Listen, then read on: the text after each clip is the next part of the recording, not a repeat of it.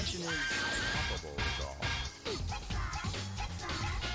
You really don't remember anything, huh? Let's look at the front. Back when we were alive, Yellow did some messed up stuff. He got tangled up with some shady characters, and long story short, scrambled with our lives for some extra dough. It was you who stepped in and stopped him, right? I'm trying to get to sleep. We're talking about the same Yellow. I'm trying to get I'm thinking to about sleep. Danny's iPhone. That little Kimbo persona? It's a front! I see.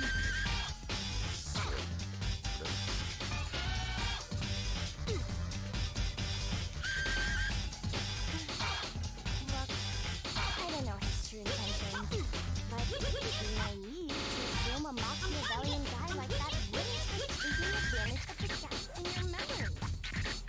Just be careful, okay?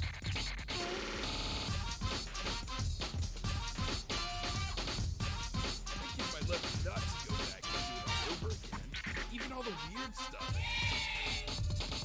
Actually, you.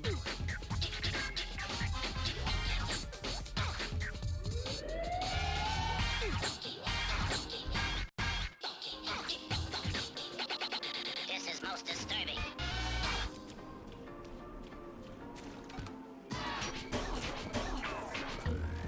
Oh dear.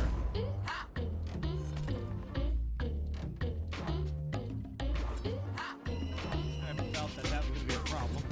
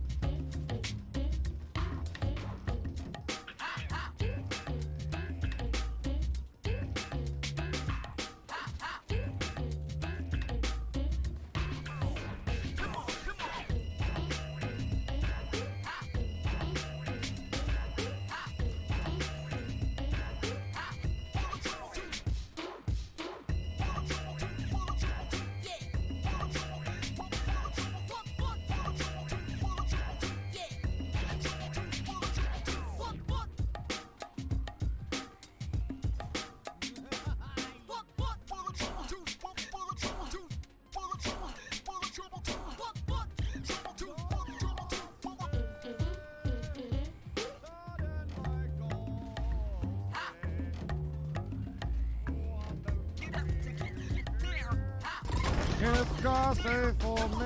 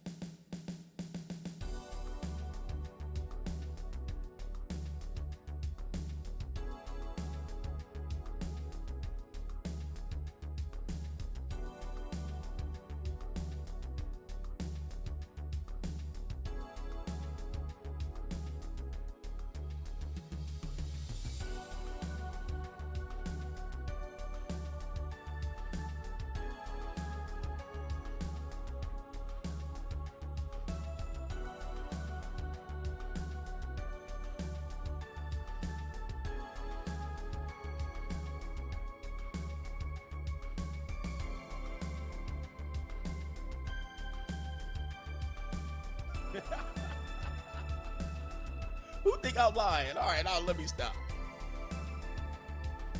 She'll climb up slow up there. She'll put that leg up there. She'll put that other leg up there. She'll be like, make sure she'll start clawing over there, pawing over to her position. And she won't flop on that mug. She'll slowly lay down. Now, I know there's people in here, man. They know I'm right.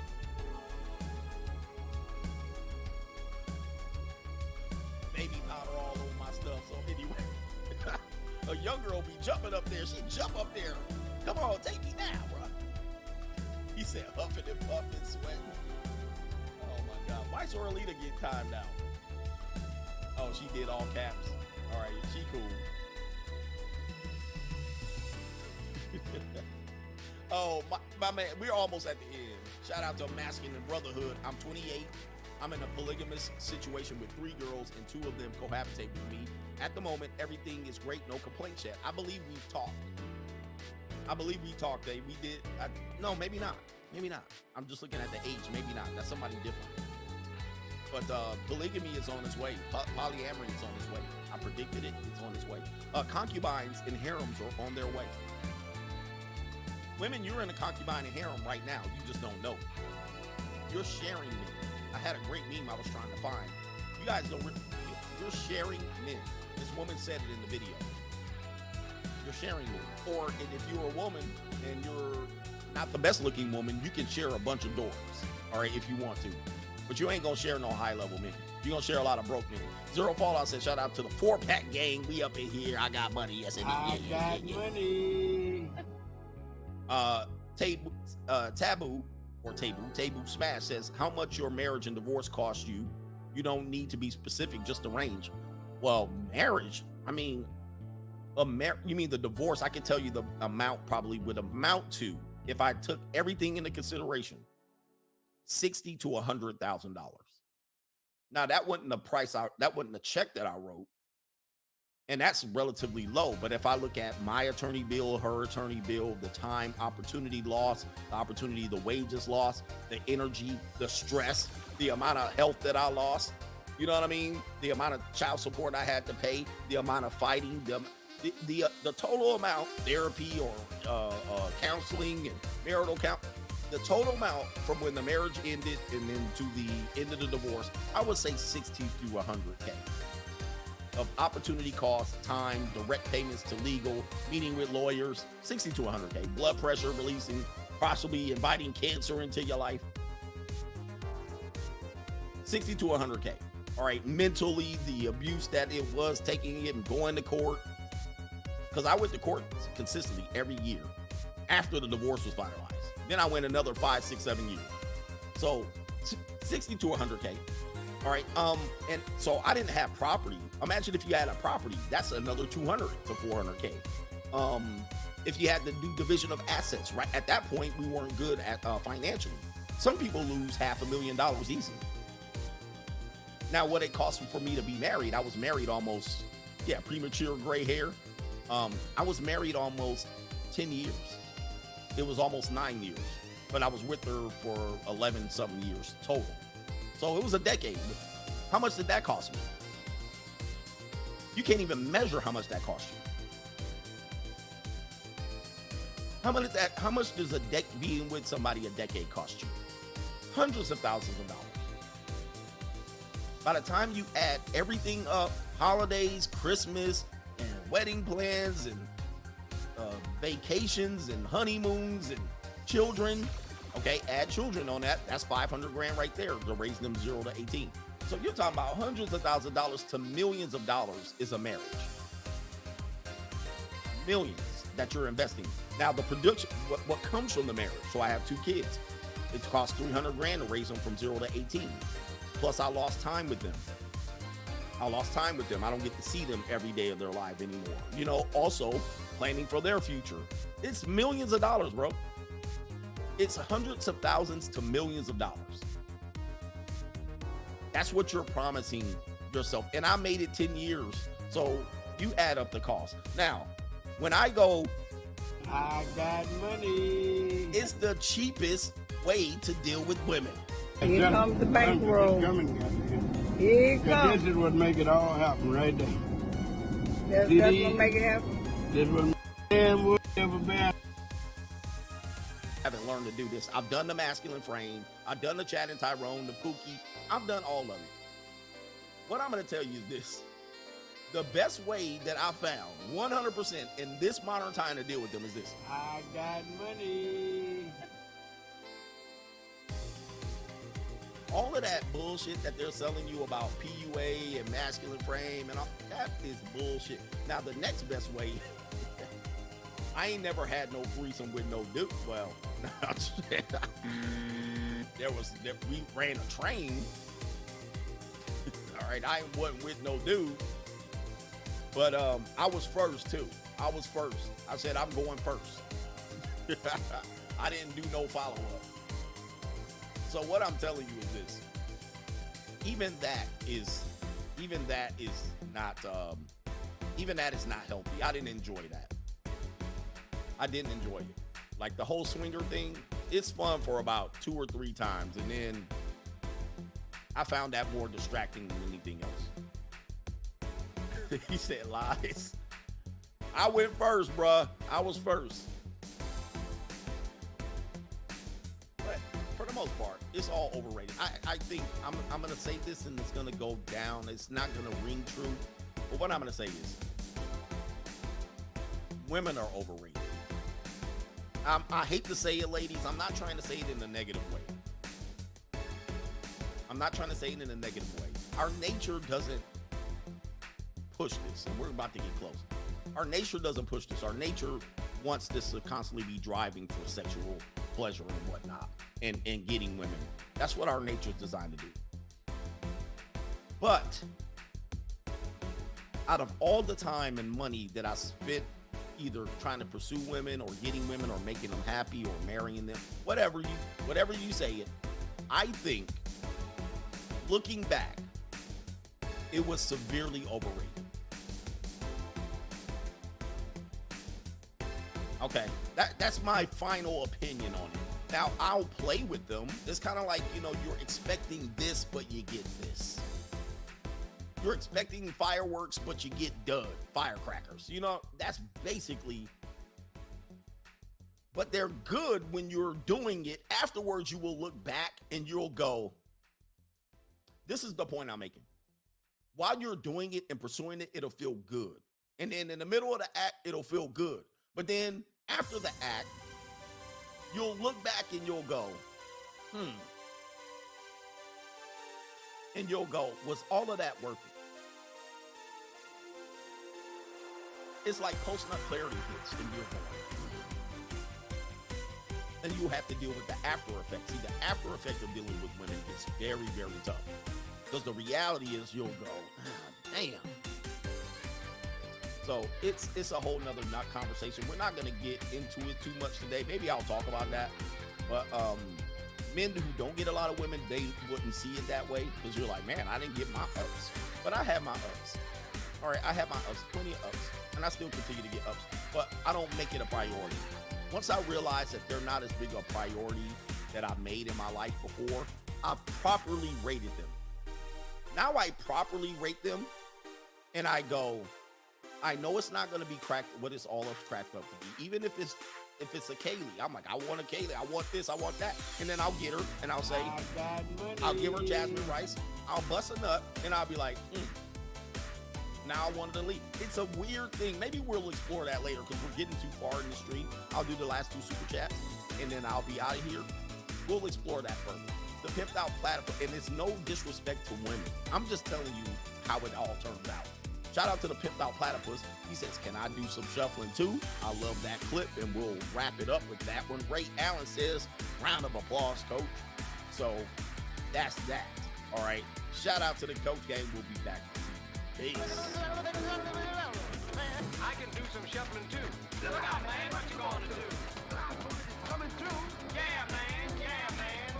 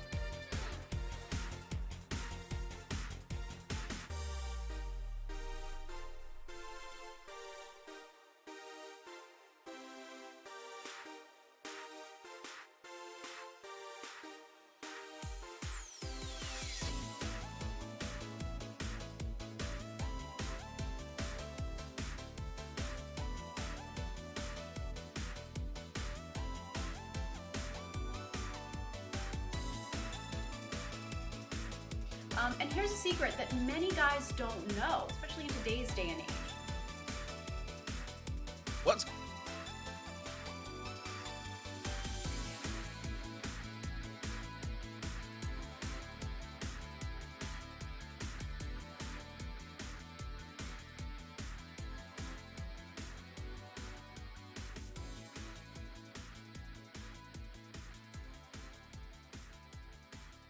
So I have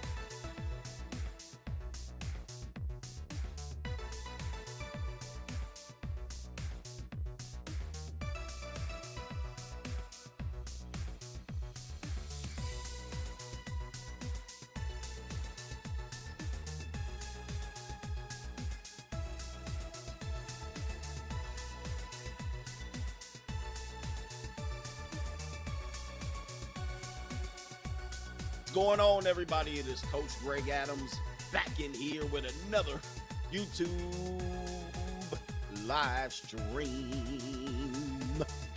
Shout out to the Coach Gang for being in here, being involved, and being active on this YouTube channel. And welcome to Monday, as our man Classy Beat says, Money Day. Shout out to Money Day. I got money. And shout out to the Coach Gang for being in here, being involved, and being active on this YouTube channel. Anyway, man, we got a great stream for you today. We're going to talk about a great story about a wife, somebody that needs to wife me up. All right, that's that woman said, and wife me the F up. We're going to talk about the wife who faked her own abduction, her own kidnapping, and it was only revealed 6 years later that she did it in order to go on an adventure with her ex-boyfriend. All right, let's go ahead and give the current husband an L. All right, so hope you guys had a fantastic weekend. As you guys know, that on the weekends I try to chill. Let's chill. Let's settle down. And yeah, we chill a little bit, but that's normally Saturday. But then I made the introduction of my new live stream on the Ask Coach Greg Adams channel, in which I normally do cut up video or edited videos, but I decided to go live yesterday, and I'm answering questions from my email, but you guys can participate and super chat some questions. And we got busy this weekend, and also I did 3 streams. All right, so on Sunday I normally do 2 streams, but I add the Ask Coach Greg Adams channel. We did the money mindset stream, which is a high level Patreon level, the highest level. If you go to patreon.com/Coach Greg Adams, you'll see the money mindset stream. We had 25 brothers in there, roughly around that. And we were talking about generation wealth. You can get the replay on Patreon as well. That was Sunday night. And then the members live stream, we were talking about the plummeting value or even the hyperinflation of Peace League. We were busy on Sunday. So shout out to all the brothers who made all the live stream on Sundays. There was probably 1 or 2 guys that made all the live streams. All right. But yeah, we're streaming on Sundays, at least seasonally, as long as there's no athletic events going on there on the Ask Coach Greg Adams channel. So anyway, man, we had a fun weekend, and now I'm back to work. I'm back to work, and we back in here. You better work, chick. So we're gonna break this down, and we're gonna talk about a couple of other things, and I got a great show planned for later on about the outsourced women. All right, outsourcing women. As you guys know, I'm single. I'm not ready to mingle. All right, but I have a couple of people that are on my practice squad on my bench over here, and I'm living the free agent lifestyle. I'm thoroughly enjoying life without the complications of relationships. All right, relationships to me are absolutely miserable. All right, and if you think I'm alone in this one, we'll play the Marvin Gaye video in which he basically said the same thing. Although I'm not chewing gum and I'm not higher than a kite, although I am on pain medication. love and relationships, they're miserable to me. I can't think of anything more miserable than that, you know. And a lot of people have been getting it wrong. They're like, well, you just can't get one, you can't find the right woman. There's no right woman, all right? There's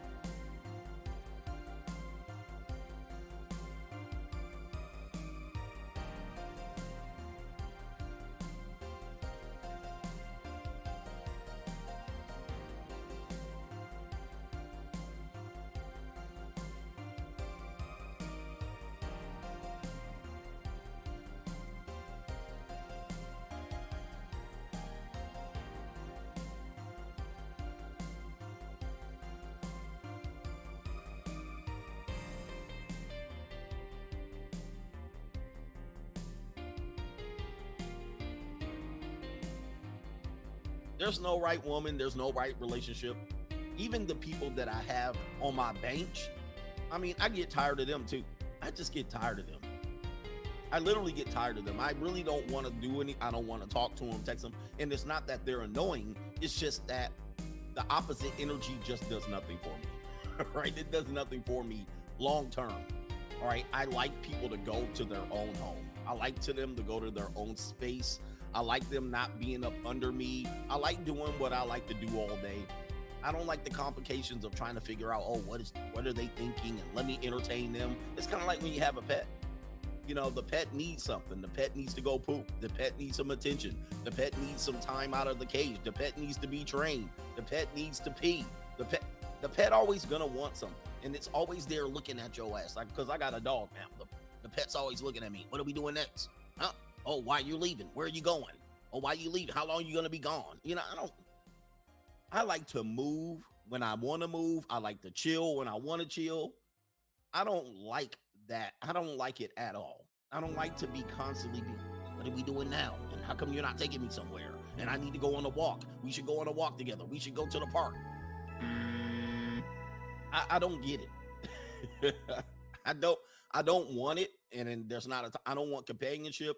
I just want you to drop off that peace leave when I need some. You can stay a while. But after that, go home. Go do something. Don't expect me to do something. Don't put it on me. We should do something. And I want to be happy. I'm not happy. We should do something. And I don't have time for that. I don't have time for that. And what I do is I outsource women to do other things in my life. So that's going to be the thing, because people are like, well, what about these things? And what about these things? Well, I outsource women to do those things. All right, cleaning my house and such and such. And we're going to talk about it. What the cost of outsourcing women, all right, is to complete everything that I need to be done, all right, around the house and around my life. And what is the cost of actually harboring a fugitive, all right? Harboring a woman in my house. What is the cost of that? And what's the cost analysis? We're going to break all of that down. It's going to be a great show. So other than that, let's get into the super chats. And I got all the super chats. Don't worry today. All right, a couple people did. Cheaper the housekeeper. Yeah, cheaper the housekeeper. And I don't have to worry about, well, how you always fold your socks. How come you don't fold your socks sometimes? And all right, shout out to Ben Rido. And he says, Coach Gang, did you hear Melinda Gates is now playing the victim? Basically, her whole 27 years of marriage was all bad. It is absolutely sickening. All right, if you guys don't understand, at some point, the bait and switch is going to come up. I love our married men. Shout out to the married Coach Gang members. And shout out to all the members who watch me, you know, whether you're a hater or not, or maybe you disagree, or maybe your marriage is going good and you're like, Coach has to find the right one. I don't want to find the right one. Would you guys understand? I don't want to find the right one. There is no right one. All right. At some point, she's going to turn on you. All right. At some point, it's going to turn into this. At some point, that victim card is going to come out. At some point, you think you're up and then you're down. Okay. And this story is going to talk about that, but we're going to talk about Melinda Gates because this is a podcast. This is a podcast for, hey, what happened to my header? Get my header back up there. There it is. Melinda Gates, at some particular point, can withdraw all of her love and affection. She can withdraw her peace leave, or for legit reasons or illegitimate reasons. And then she can do what? She can parlay everything you invested in that marriage. And then she can parlay it for her better. And so this is what she's doing now. She's like, all right, I rolled that as far as I wanted to ride it. He was doing whatever he was doing. Although, you know, there was this conversation earlier this year about high value men being able to cheat. Well, she knew Bill Gates was cheating, okay, but she just turned a blind eye to it. She's like, all right, as long as you don't embarrass me. But it got to the point of embarrassment, his connection with Epstein. And so then she can come out on the back end of it, whether she did anything wrong or not, and just say, well, you know, I'll take my portion. Okay, I'll take my portion, and then I'll go ahead and parlay it. But the victim card is always there. All right, this is why I always warn married men. Watch out. That other shoe will drop. And you best be prepared for it.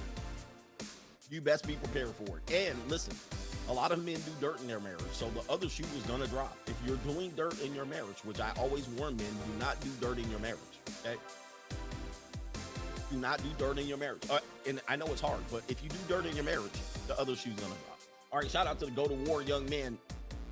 And he says, that should be no. Nope. And he says the cathedral could be trying to remove Gates. And so Bill Gates has got all his money out of the, you know what? Now that he got all his money, they want a portion of it. Guys, you talk about this in a blue chip mindset. Behind every great fortune lies a great crime. And so these criminals, they got their money. Anytime you get a lump sum of money, just understand people are going to come after you. And so right now, Bill Gates was getting his bag. He was getting his bag. Gotta get my bag and run. And now they're going to come after him. They're going to chop him down. All right, so that's just the reality of it. Classy Beats, happy Money Day, Coach. Appreciate you, and shout out to the Coach gang. Appreciate you for being here. Warhammer says, most times I am tired of these 304s and they're ish. We call it ish over here, but that's the S-H-I-T word. And the reason why is we're not compatible, so everything is going to be forced compatibility. All right, anybody that says men and women are compatible, you're in la la land. We're not. We're literally positive and negative. I mean, positive charge, negative charge. And I'm not saying one's negative in a bad way, but that's just how it works. And then we plug ourselves in either by force, or you overlook things, or what they call they call it a C word. They call it a compromise. It's compromise. You have to make compromises in order for it to work. And when you're making compromising, that's not compatibility, right? We're really two different people living two different lives. We have two different viewpoints of life. And let's call it what it is. We have to manipulate each other in order for one to get, we have to manipulate each other back and forth in order to get what we want. All right, now if you have energy and time for all that, go ahead, have at it, guys. I'm living a free agent lifestyle. I have no interest in that. I have zero interest in trying to out manipulate and out psych and out masculine frame and out try to get ahead. All right. Normally the man makes significant compromises because in his mind, he's trained that women are just, they're special and they're, they create life, all of these things that are myths. Oh my goodness. Anyway, not to go off on that, but this is a podcast. This will be an 8-hour podcast, obviously. Simon Small, thank you for the coffee. Coach Junior says, Coach, shout out to Larry Elder, the OG Uncle Tom. Shout out to Larry Elder. I had a Kaylee recently bump into Larry Elder, and she sent me the picture and said, hey, I bumped into Larry Elder. All right, shout out to Larry Elder.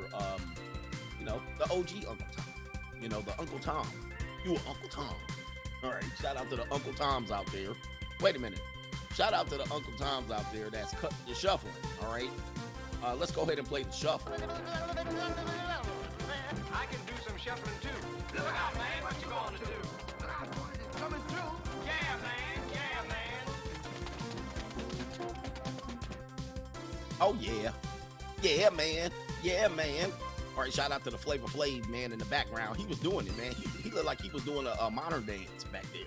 ETC ready to work. Good morning, Coach. And the Coach gang slept with an UGG mug porker for 10 years for free. He said slept with an UGG mug porker for 10 years for free. Now she is super confident, and I'm fighting back to get my confidence. He says, don't validate these UGG mugs. I suffer for you. Oh, my goodness. What, did she lose weight? Or she got her confidence because you put confidence in her. As somebody used to say, Gregory the Guru used to say, you raised her marketplace value inadvertently. All right, this is what happens. One way, a lot of men raise women's marketplace value inadvertently. I love that. By virtue of your association with her. We do this because we can't control our prick, or we can't control our meat, or we can't. But I don't Johnson police. You guys, listen. We've been having a conversation about this yesterday. That we had this conversation. Some women who like older men, and then there was a guy. Oh, they don't like older. They like Chaz. Listen, people aren't. It's not either or. Just like for men, you guys love big booty models, but you're never with a big booty model. You love skinny, iron back, flat backed women, but you're never with them. You actually could get arousal for somebody other than that. So it's never even either or in who you like. Everybody likes people in a spectrum. All right, so to say women like only one type of man, no, they don't. All right, they can like any type of man as long as it suits them. All right, so we're not talking about desire and all that stuff and having her soul. You're gonna find out you can like somebody, but what men typically do is they have a preference for someone, and then but they'll get aroused for someone else and they'll use that person. It's all the same. But in our inability to control that, what has happened? You guys lie with people who you don't really like, but you can use them for sex. And then people have seen that, and then they become comfortable with the fact that you will lie with anyone. Especially you black guys. I always want to pick on you black guys. Not me. I ain't black. My shirt is black. My chair is black. But I'm brown. From the Boogie Down Productions, of course. All right.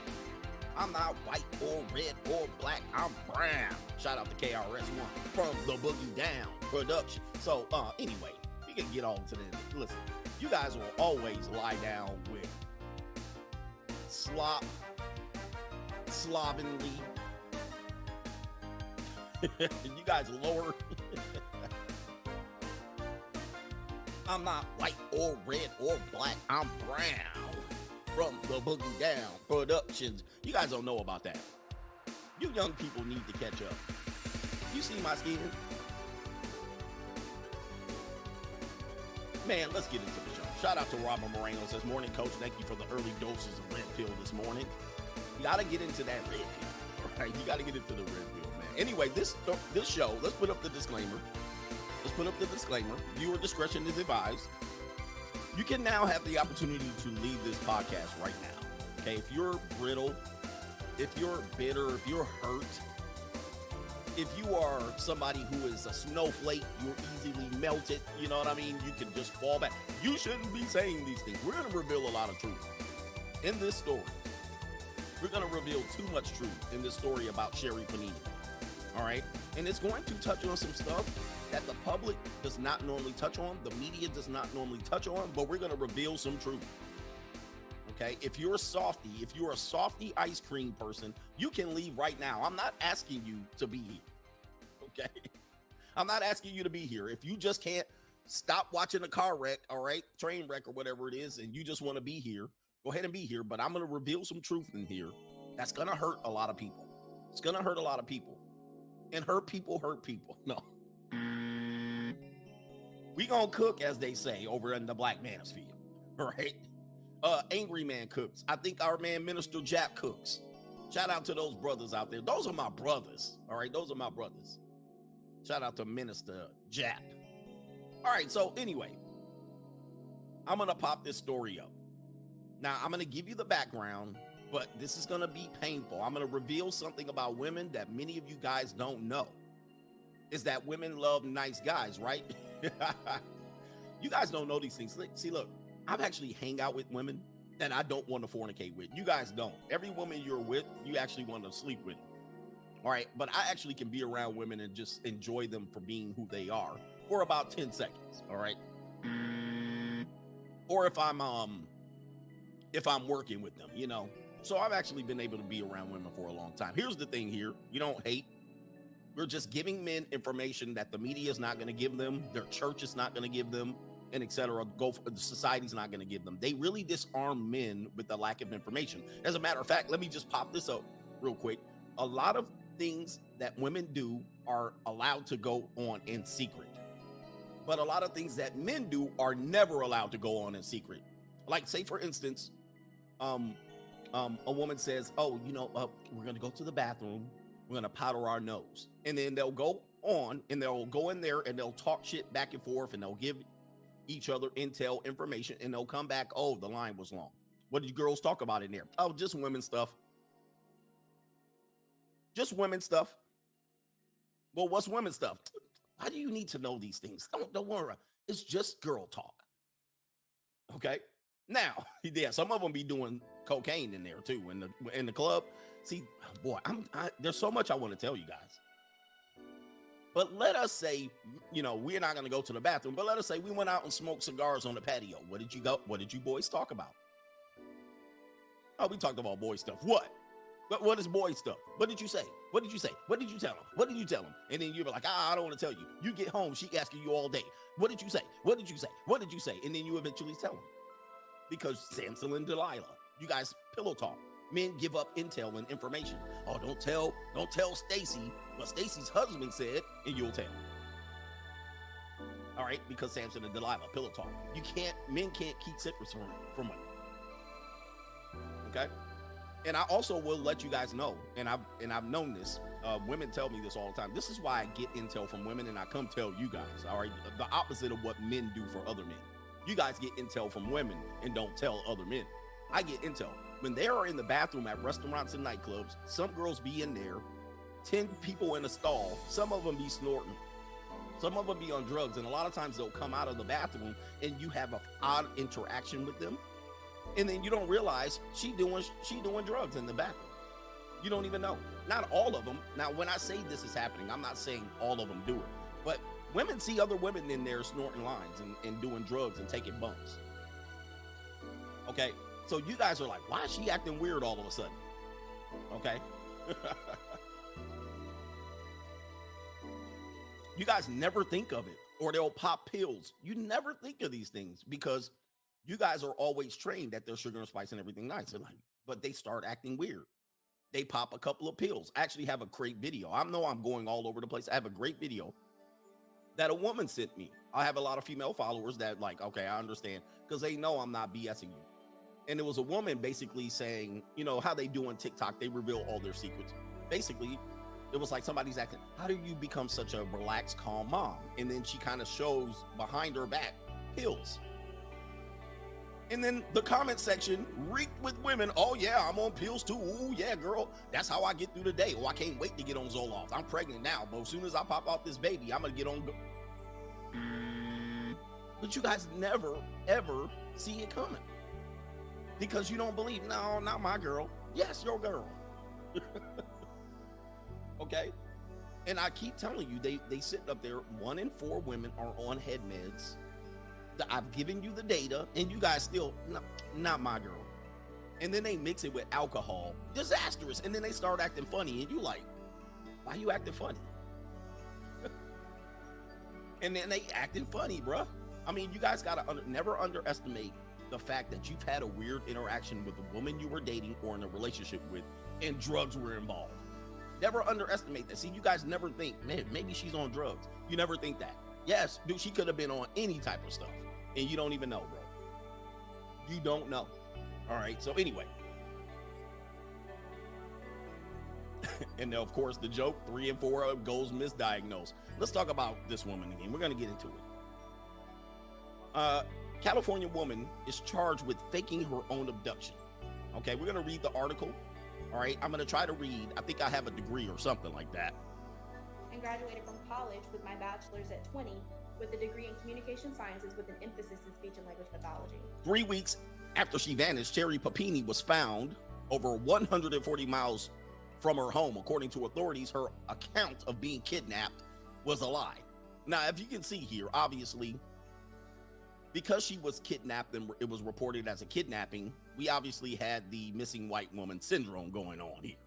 All right, blonde hair, blue eye, that obviously was going to catch people's attention. So the world went with it and ran with it. This story happened in 2016, but we just recently got an update. It says she said that her captors had leashed her to a pole inside of a closet, and a bucket of kitty litter served as her toilet. Oh, man. Now that we know it's fake. Now that we know it's fake. All right, that is some crazy stuff. But I'm going to tell you where they come up with this stuff. Then came... Let me see here. What's going on? Cash App? Why am I buzzing? All right, hold on for a second. Where we at? Let me make sure Cash App is okay. Nope, that was Super Chat. Not Super Chat. That was the Patreon. All right, it says right here. Then came the beatings, and when she tried to escape, she told investigators she was branded. She was branded. That is how Sherry Papini explained to investigators what happened during her disappearance in 2016, a 3-week ordeal. That's 21 days, ladies and gentlemen, 21 days that prompted an intense and costly search across Northern California, where she had been living in several other states. The widely reported missing person case wound down after a truck driver spotted Ms. Panini wandering along an interstate, but the investigation was not over. Federal prosecutors said this week that Ms. Panini claims that two masked women had abducted her at gunpoint while she was on a run in Redding, California. It had been made up and that she continued her deception when investigators confronted her. She did say that the two women were Rosalinda and Marissa. Rosalinda, again, at it. And a Gordita. All right? What is going on here? In fact, prosecutors claim Ms. Panini, who is married with 2 children, was staying with her ex-boyfriend and had used prepaid cell phones to arrange for him to whisk her away some 600 miles from her home in Southern California. So what she did was ran back to her ex-boyfriend after a man that she married put 2 babies inside of her. Now this man needs to do a DNA test on those children, but for some reason she had to hook up with her ex-boyfriend to go away, which was premeditated. If she's using prepaid phones, this was pre-arranged, and they went 600 miles away to his home in Southern California. Her bruises and burns were self-inflicted, said prosecutors, which I told you and warned you about this type of stuff as well, who announced that Ms. Panini, aged 39, we'll talk about that, had been arrested on Thursday on felony charges that include making false statements to a federal law enforcement officer and mail fraud. It says the fraud charges stem from more than $30,000 in therapy and ambulance services that prosecutors said the California Victim Compensation Board paid for. Michael L. Johnson, the Shasta County Sheriff, said in a statement that on Thursday that Ms. Panini had cost taxpayers more than $150,000 in resources used to investigate her claims in stage abduction. It says here, prosecutors said that Ms. Panini had claimed that the kidnappers were part of a human trafficking ring and had told her that she would be sold. The buyer's a cop. They're never going to find you, she claimed one of her captors told her, according to criminal complaint. In a statement released on Thursday by a public relations firm, the Panini family criticized the nature of the federal investigation and the tactics investigators employed in questioning Ms. Panini and her husband Keith. The statement did not address whether Ms. Panini had faked her abduction, so even her family came up and said, let's treat her with a little bit more empathy and sympathy. All right, they're going to treat her like a kid, no accountability, right? This is typically what happens. They pass that on to her. Prosecutors said that Ms. Panini's ex-boyfriend, who was not identified, had admitted to taking part in the fake kidnapping. DNA found on Ms. Panini's clothes led investigators to him, according to the criminal complaint. It matched the DNA of one of the ex-boyfriend's parents, which had been collected for ancestry research. So remember, I told you those DNA, Ancestry.com, 23andMe can come back to haunt you or haunt one of your family members had they been involved in a crime. So the boyfriend's parents did a 23andMe, let's just say, a 23andMe ancestral research, and it wound up solving this case. Investigators said the ex-boyfriend told them that Ms. Panini had instructed him to brand her with a tool for making crafts. Let me see here. When a young mother went missing in a broad daylight, a community was filled with fear and concern. We'll talk about that. Countless hours were spent. This is Philip A. Talbert, U.S. District Attorney for the Eastern District of California. Countless hours were spent following leads, all in the effort to bring this woman back to her family. We'll talk about what the syndrome is. Prosecutors declined to comment further on the charges against Ms. Panini, who appeared in court on Friday. She was detained as a danger and a flight risk. No, you don't say, for her next court appearance on Tuesday. Miss Panini faces a maximum of 5 years in prison and a fine of $250,000 if convicted of making false statements to the federal investigator. The second charge of mail fraud carries a maximum of 20 years in prison and a fine of $250,000. I would say here, just briefly, I'll talk about it. Miss Panini went on a jog. White women be jogging, for sure. It says she went on a jog November 2nd, 2016, according to the complaint. Her husband had returned home from work that day to find his wife was missing and that their children had not been picked up from daycare. Using the Find My iPhone app, Mr. Panini located his wife's phone and her earbuds with the strand of hair attached about a mile away from the home. And then, of course, they had a $50,000 reward.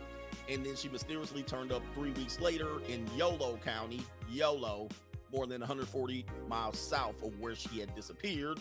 And it says Miss Panini told the authorities that she had been abducted by 2 Hispanic women.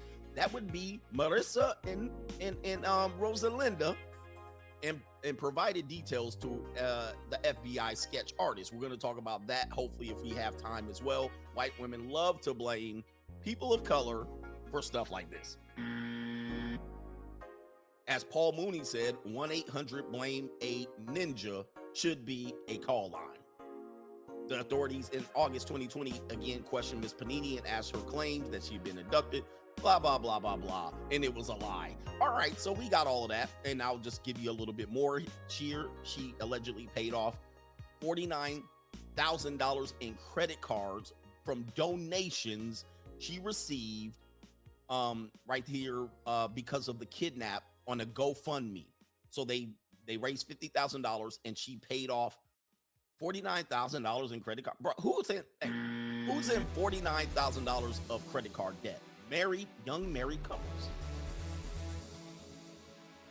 couples.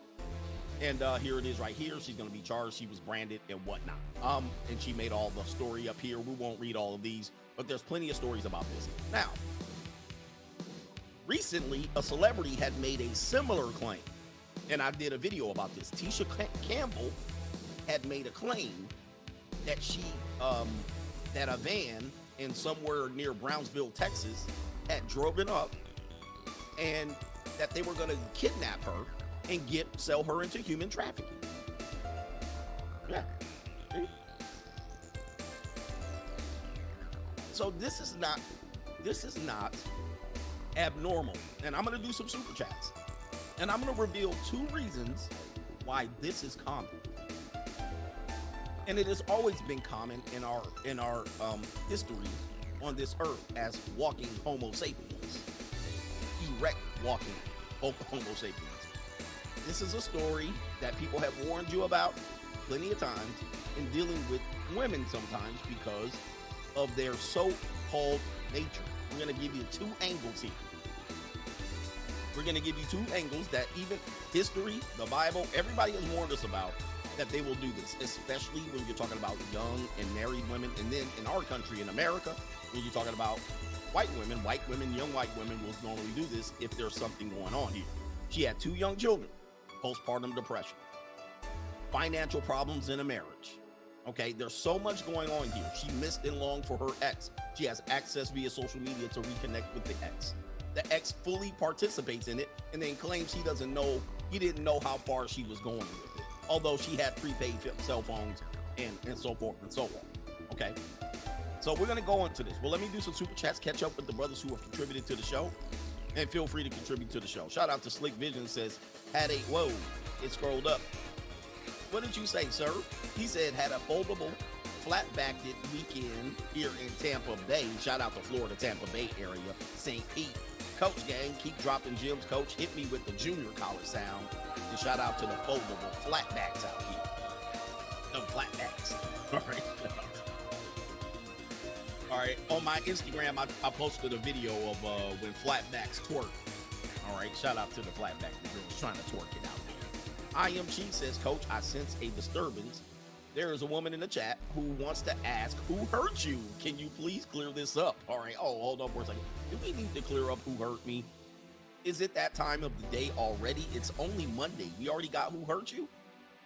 All right, hold on for a second. I'll give it a few seconds. Well, since you asked, I mean, I'm gonna get emotional here. Hold on for a second. I don't normally reveal this, but it's time. You know, if I start crying, it's just gonna take me back. Hold on. I know I'm a man here. I'm a man. I'm gonna try to hold it in. I'm gonna try to hold it in. It's been years of therapy. I'm calling. I know. She really wants to know who it is that hurt me. And all the simps want to know who hurt me. So I'm gonna reveal her name. Do you guys want to know her name? Because they always ask who hurt me. And I want you to know, as soon as I reveal the name, you better go after them. I mean, because I'm not revealing a name for you just to figure out who hurt me and then do nothing about it. I want you to find this individual, hunt them down. Hunt them down like a dead duck. Who hurt me? Hold on. Let me get. Yeah, this is tough for me because I've been doing 3-4 years of content and I've never revealed it. So it is time. The person who hurt me, her name is, yes, that's her name. I want you to find her, hunt her down. Go get her now. Do it. What are you waiting for? Get her. I want you to get her right now. I didn't waste all this time in crying on here for you to not get her. Go get her. Everybody, get on your horse. Round up the cavalry. My mic went out? Wait, hold up. Who? Did y'all hear the name? You didn't hear the name? My mic? Oh, dang it. Y'all gonna have to rewind it and find out who the name of the person is. All right, anyway. Are you guys happy? I lost 400 people watching, telling you who hurt me. All right, so anyway, shout out to you. M. Rome says, sorry, off topic. I can't pronounce that. He said, sorry, off topic. My girl does whatever I say, whenever I say. She actually tries to make herself useful for me. Her sloop single mom thinks she can tell me how to be a man. What would Greg do? I'm asking you, how long have you been with this girl? And have you married her? Have you engaged with her? This is going to be the question, all right? So there's a lot to unpack there. A lot of times, see, what we don't understand, what's happening here. I want everybody to understand this. What is happening is this woman has not achieved her final solution yet. And I have to say that light because the mustache man had the final solution. What we have to understand is when you guys are dealing with women, and this isn't a bad thing about women, guys. I'm just talking about relationships. Everybody thinks if I say something like that, that's being hateful to women. It's not. I'm just talking about when men deal with women. All right. So when you're dealing with a woman, if she has not achieved level 2, meaning she has got no investment out of you, she will be good. I'll be good to you, good to you, good to you. I'll be good to you, good to you, good. Let's just say, if she hasn't got there yet, she has no reason to stop acting right. Okay. So she hasn't got there yet. So a lot of you guys say, my girl's good. Well, how many kids do you have? Are you having more kids with her? Do you have 2 kids and she wants 4? Well, she's gonna act good. She's gonna keep acting good. She ain't gonna flip yet because there's not time to bait and switch. This is what guys don't get. I understand this about women. Women all the time. I have younger women that I deal with, and they're like, I don't understand how a woman or how a couple can be married and not have sex. Well, in her mind, she doesn't understand it. Why? She doesn't have the investment. She doesn't have them yet. He's not locked in which when she divorces him or cuts ties with him, she gets a reward at the end. Meaning, if she takes him to court, she can get equal or at least some resources out of it and then remove them from the life. So you'll say, my girl acts good. Of course she does. She hasn't got what she wanted out of you yet. Now, what you'll find out is if you drag your feet long enough, what you'll find out is she'll start giving you ultimatums. That's going to be your clue that she's like, I haven't got what I invested into this relationship. She gave you 1, 2, 3 years. Okay. And now she's going, hey, I need to be secure. I need to figure out, you need to make an honest woman out of me, or else I'm giving you wifely duties, but you're not giving me wifely responsibility. So she started giving you ultimatums, meaning I need to get you to put some skin in the game. And once you put all the skin in the game, once you push all the chips in, she pulls the plug. She can pull the plug if she wants to. So people don't get that. My girl act good. Well, you haven't fully invested. Of course she's gonna act good, because her other option is to leave with nothing and then start another relationship. She doesn't really want to do that. She doesn't really want to do that. But if it comes down to it, if push comes to shove and a better deal comes up, guess what? She's gonna stop acting good for you. And she's gonna start shit testing you, and then she's gonna she's gonna monkey branch. This is all too easy, guys. It's too easy, but it is what it is. Until she has the investment, she will act proper and prim and proper. If there's no investment, she'll ultimatum. If there's no ultimatum follow through, and you don't follow through, she'll monkey branch. It's too simple. Anyway. A Jedi says, know all about the step up to get beat down. Know all about the step up to get beat down. See how it sounds a little unrational. Yes, indeed. He says, what will work with a man who has options? Nothing. Sounds a little bit irrational. I can't remember that verse. But what works with a guy who has options? Guys, what works with the guy who has options? Man, if he loves you, he's going to understand it. But if you playing with a nigga who already got options, coochie game's not going to work. Mm-mm.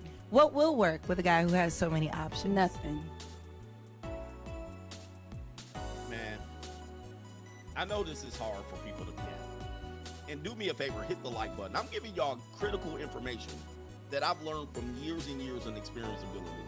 All right, this again doesn't make them evil, doesn't make them bad. I always tell people this. What I'm telling you doesn't make them evil or bad. Now, if there's a lady here who disagrees with what I'm talking about, I'm gonna ask you, are you married? First of all, if you're not married, you don't have the experience. Then I'm gonna say, what's your longest relationship? If you say 2-3 years, or I got puppy love, again, you don't have the experience. You don't even know what you're gonna do in life, ma'am. If you're in your mid-20s and you're like, this is not true, you don't even know who you are, ma'am, in life yet. I know you think you do. I have teenagers. They think they know everything until they figure out and go out into the real world. Ma'am, you're 25 years old. You don't even have a place that you live by yourself in. You either live with your parents or roommates. Number one. Number two, you're not even responsible for all of your bills yet, ma'am. Number three, find any woman over the age of 40. Then go back and ask that for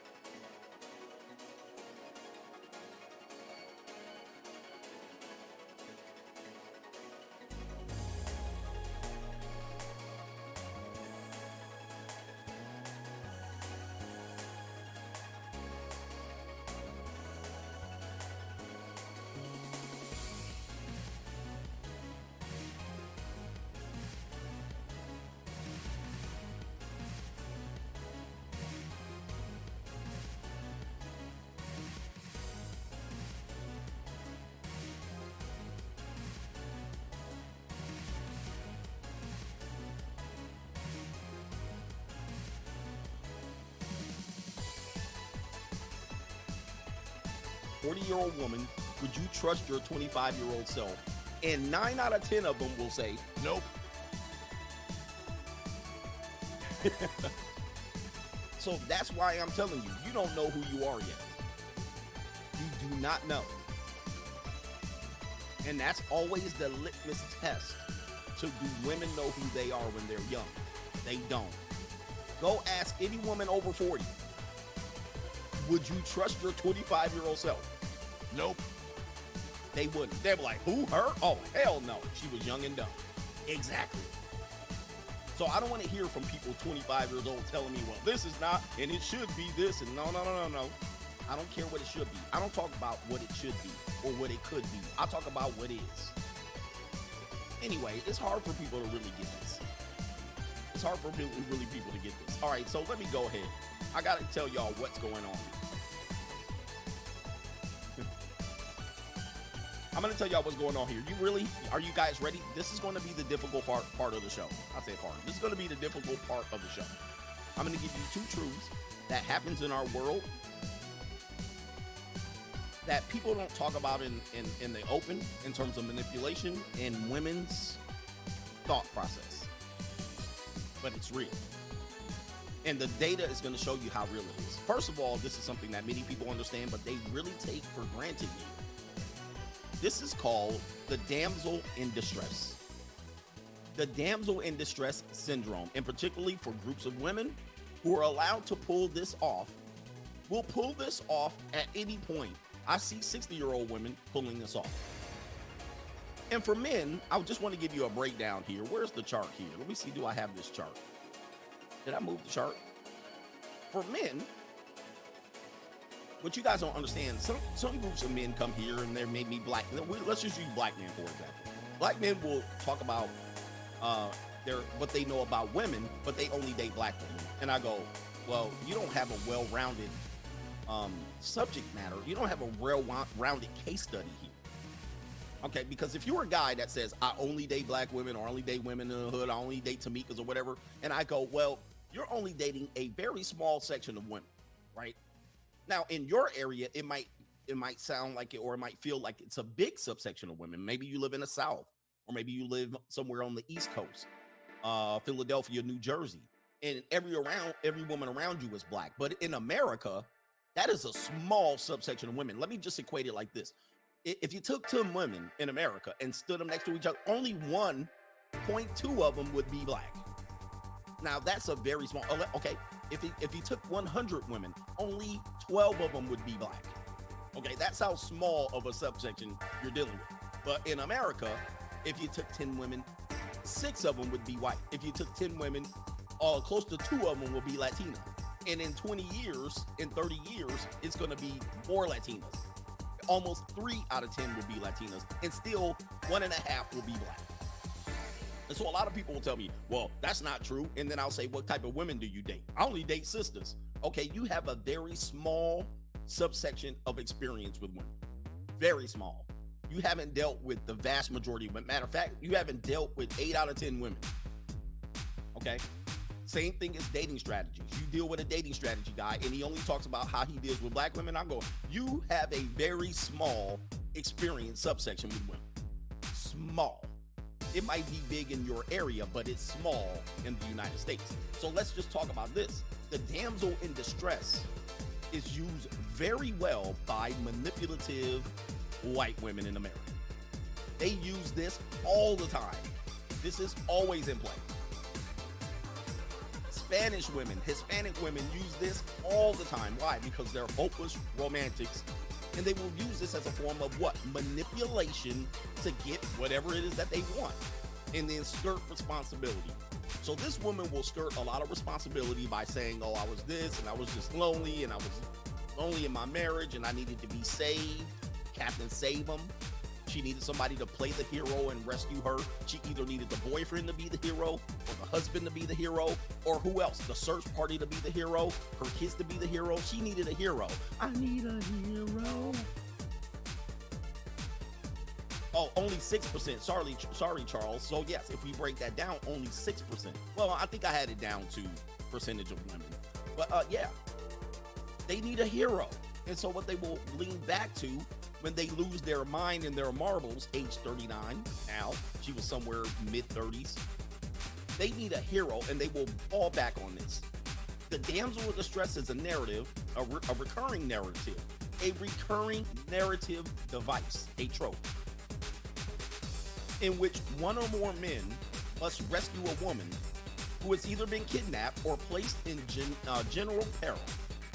Kinship, love, or lust, or a combination of those, give the male protagonist the motivation or compulsive to initiate the narrative. The female character herself may be competent, meaning this is not a dumb woman, she's actually very intuitive and smart. But she finds herself in this type of situation. Oh, I just lost it just for a couple of 3 weeks, but I'm back. But she played the damsel in distress.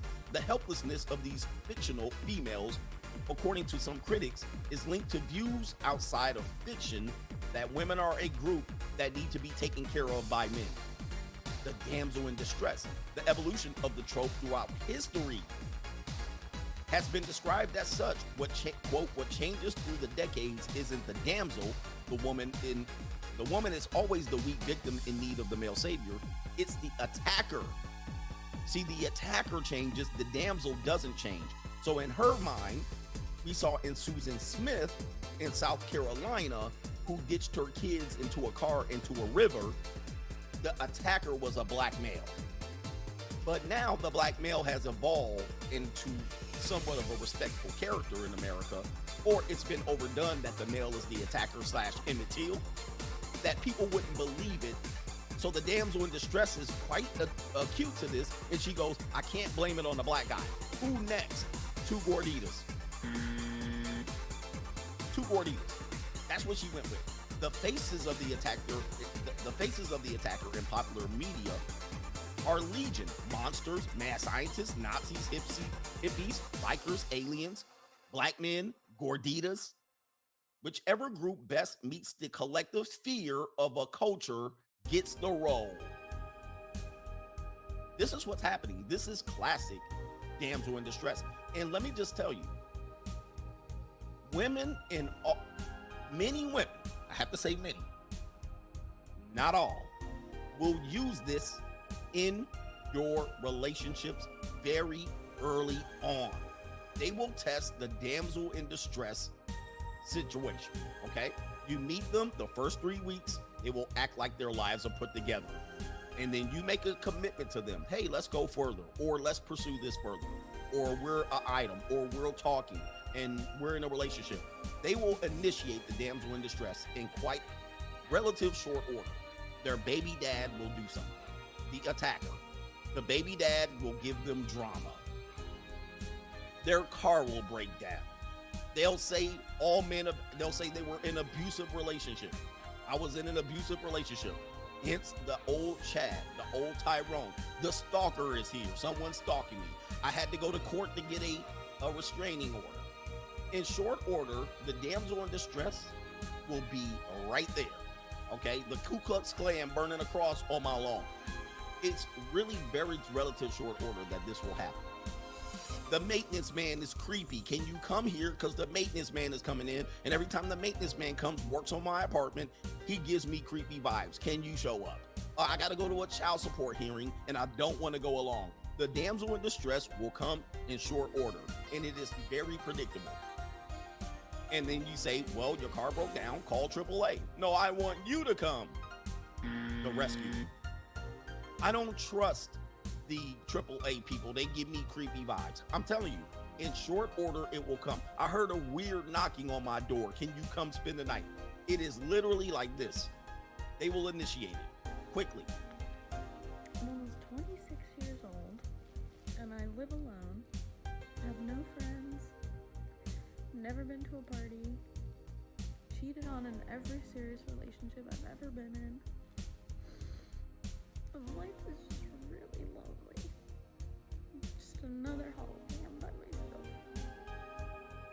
And what you have to be careful about with when the damsel in distress appears, normally what could happen, the dangerous part that could happen, is she could pit one man against the other. My ex-husband is a psycho, but he picks up his kids on Sunday. So I told you the story about a couple of weeks ago, who a man who was dating a woman on a custody exchange. The man who was dating the woman deleted another man who was the father picking up his kids in front of the police officer, in front of the police station. And that man who was dating the woman deleted the father. That's damsel in distress. Why did that guy do that? Obviously, she was saying, I was a victim. There's a monster. You need to protect me. That's damsel in distress. And a lot of women use this one, and it's just a natural thing. So if you go back in the history of time, all men have figured this out. Not all men. Many men have figured this out and tried to warn men. They tried to warn them. Hey, watch out, man. They're going to say these are manipulative games. These are things that they learn in popular media. Let me just give you an example. Not only do women learn it, men learn it. This actually caters to our ego. She sees me as the hero. I must come save her. Let me give you a couple examples here. In our popular media, we played a game when we were very young, in which the game begins with a monster taking a woman, a young girl, a woman, into her castle. And then you go through turtles, spiked turtles, bouncing birds, all kind of things. You're busting your head up against bricks. You literally go through the entire game program to go where the end result is to get this at the end. This is what you get at the end. You're such a good man. You're such a good man. Thank you. Thank you. Thank you. Thank you. Thank you. And you go through. You risk lives. You jump on the turtle 100 times to get 100 lives, right? Our earliest experience with damsel in distress starts off with, and then at the end, you didn't even get to mount the woman in the video game. She just showed up. Flying bullets, mushrooms. I mean, you went through everything to go get this. This is in popular culture, and it didn't start there, guys. In Star Wars, one of the main themes is when Princess Leia becomes a slave in the movie to a big giant slug, right? And she becomes the slave and she must be rescued. All right, she's the damsel in distress. The damsel in distress is very much plugged into our culture. Go save the princess. Okay. I'm going to show you another one. King Kong. King Kong has again the white woman. And this is why they reach back to this, because it's believable. It's believable. The King Kong grabs who? The woman. And the damsel in distress must be saved. And then she ends up having a what? Connection with the beast. She has what? Survivor's remorse or whatever it is. You know what they call it? What do they call it when you have a connection with your abuser? I can't remember what it's called right off the top of my head. Now, I'm going to show you a magazine cover that actually mimicked this right here. I'm going to show you a magazine cover that mimicked this in modern times. You guys think Stockholm Syndrome. Thank you, Coach Gang. Stockholm Syndrome. In which then the victim who you spend all these resources to save then says, oh, don't harm the beast. Because why? She got black. No, I'm just kidding. I'm going to show you a cover that covers this in modern time, which you have witnessed the damsel in distress being depicted in a modern cover. I'm going to show you. Watch this. You see this right here? Take a look at this. LeBron James on the cover of Vogue they basically took King Kong, a 6'9" black man, paired him up with a blonde Caucasian woman, and put it on the cover in modern times. damsel in distress. Damsel in distress. Now, he's screaming like King Kong, and she looked like she had the time of her life. But they depicted this. There it is right there. King Kong. They depicted this on a modern cover. You see what I'm saying? They depicted this. See, what's different about this cover?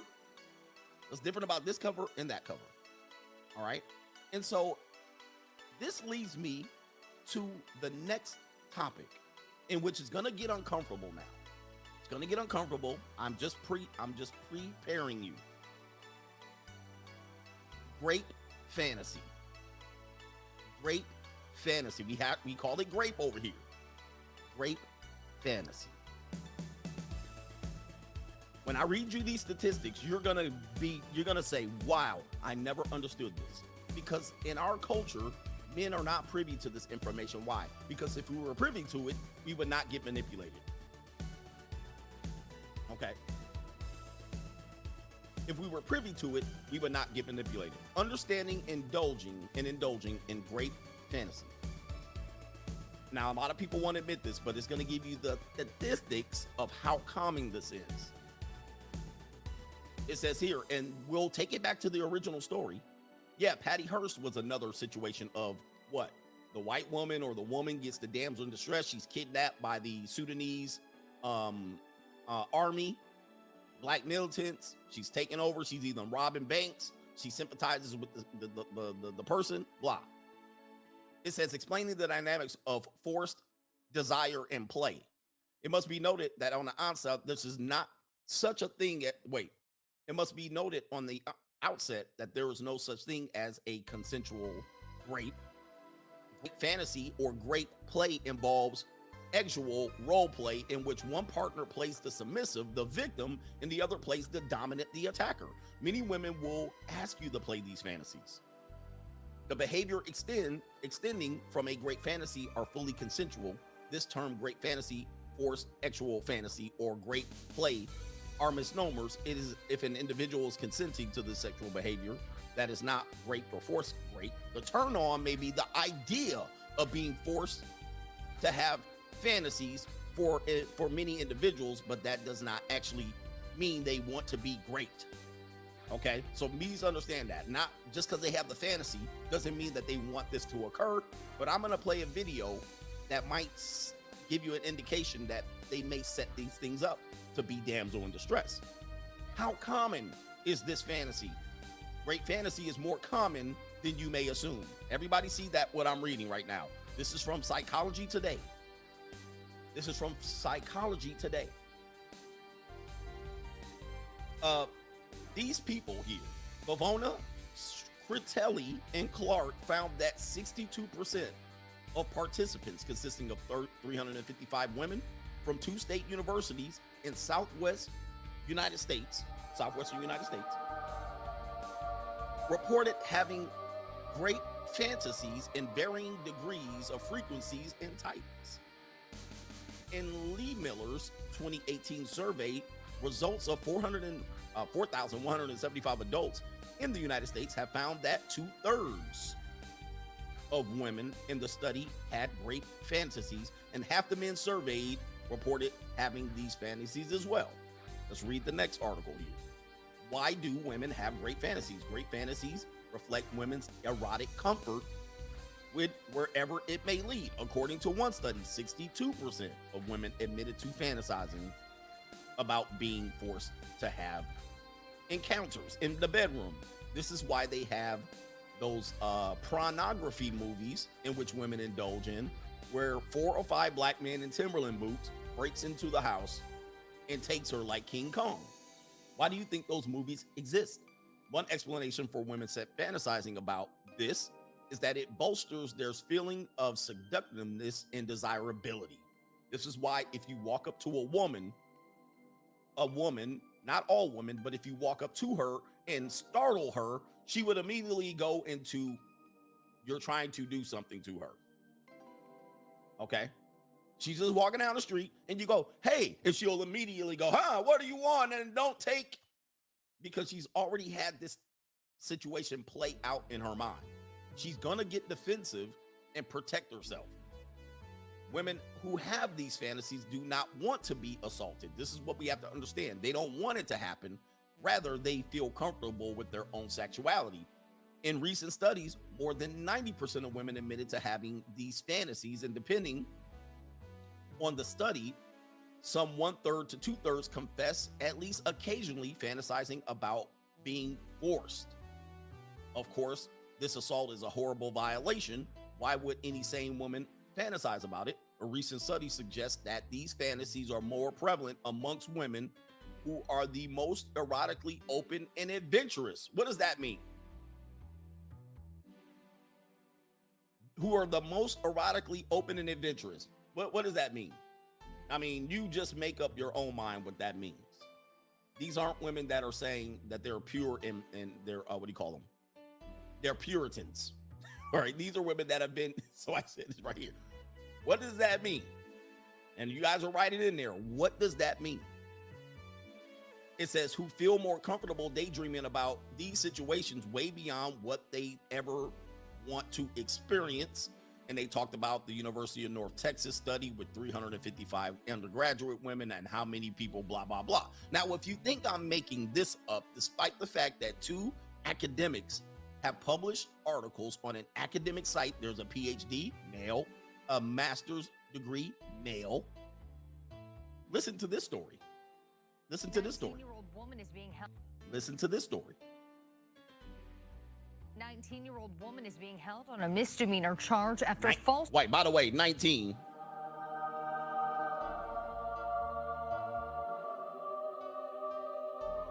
All right, let's listen to it. 19-year-old woman is being held on a misdemeanor charge after falsely reporting she was sexually assaulted at Mound State Park. We first told you about the incident in July when the woman told police she was jogging when a man came up behind her, pushed her, groped her, and hit her several times before she was able to get away. Since then, detectives have determined that woman, now identified as Marguerite Maggie Wallace of Pendleton, had arranged to meet up with her alleged attacker to fulfill a rape fantasy. A 17. You guys can't see it, of course, but we'll go ahead and let you see it. Shout out to the Coach Gang for letting me know to share the screen. We'll play it again. 19-year-old woman is being held on a misdemeanor charge after falsely reporting she was sexually assaulted at Mound State Park. We first told you about the incident in July when the woman told police she was jogging when a man came up behind her, pushed her, groped her, and hit her several times before she was able to get away. Since then, detectives have determined that woman, now identified as Marguerite Maggie Wallace of Pendleton, had arranged to meet up with her alleged attacker to fulfill a rape fantasy. A 17-year-old male cooperated with investigators and told them he met Wallace on an app known as Whisper. Police say Wallace ultimately admitted she was lying about the assault and now faces a charge of false reporting. Okay, so I always come with the evidence. I always come with the information. All right, I always come with the evidence, the information that I'm not making this stuff up, that this happens. This is why you can say the slightest thing to a woman in a sexual way, and she will call you what? You're a sicko. You're a sick. And that is often projection, because in our society, they're told not to think that way, which makes you believe that they don't think this way. But if you look at the data, they think this way. This is why they can call you a sicko. Oh, you sick, you perv, you this and that. Well, they've already been there. They've already had these thoughts. And this is why they can identify it or try to identify it or project it onto you. I don't think of anything like this. How could you think of something like this? Then all of a sudden you find out this is a 19-year-old woman doing this with a 17-year-old. All right, planning it. I'm going to go jogging, and let me read you something right here. I'm going to go jogging. You're going to hit me over the head. Where did they learn this? They learned this from actual events, and they fantasize about it. Doesn't mean they want it to happen. They just want to maybe go through the situation right here. All right, to get some sort of arousal or to fulfill some sort of fantasy right here. It says right here, she went jogging, and I read you about Miss Panini. I can't find it right here. What did she do to set up the trip? She went jogging. All right. Oh, here it is right here. I'll read it from here. All right. This is where it starts. I'll start off with a jog. Everybody will believe that right here. It says assigned for Sherry Panini in 2016 near the location where she was believed to have disappeared during an afternoon jog. One of the reasons that I know married people go through this, a woman, you know, their wife might say, I want to go to the gym, or I'm going to go jogging, and you'll look outside. You're like, it's dusk, it's 6 o'clock, the sun's going down. Or why are you you're going to go on a jog? Where are you going to go jog? In the wilderness. By yourself? Yes. I just need to clear my head. And you're like, I'm going to go work out. And you'll look outside. It's 10:30 at night. Yeah, but it's 24-hour fitness. I'm going to the gym. And you're like,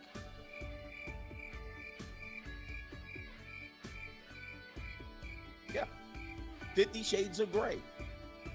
For you guys that grew up in the 90s and the 80s, you thought women didn't think about sex until you got married and your wife's leaking while she's reading 50 Shades of Grey. And you're like, huh? And she's reading this and she's getting erotically stimulated. Why? Because these are things that they talked about or thought about, and it played out in their head, so much so that she can create a scenario just like that when she needs to. 2 gorditas took me, they branded me, beat me, cut my hair off, gave me kitty litter to crap in, and bang. Why did she be able to bring that up and prepare for it by getting what? Cell phones and all? She prepared for it because she's already thought it out. It's pretty simple. And she has the network around. The legions of simps, the police who want to rescue her, the simp who's going to rescue her, the guy that took her, the abuser, the gordita or the black man or the whoever it was, the sex trafficker, just like Tisha Campbell. And it's never been proven false or true that what she did, just like Tisha Campbell. Hey, a van drove up and it had candy written on the side. This is all fantasy play. You guys don't want to hear this, don't you? Okay? It ruins it. Guys, you can either understand them or love them. In a long time, man, people have already revealed this truths to be true, but a lot of people want to ignore it. Not my girl. Yes, your girl. She's capable of doing it because everybody's always already in position to facilitate this. Let's do the super chats. Let's do the super chats. A Jedi says, know all about this. Oh, wait. How did I get up here? Punk jump up to get beat down.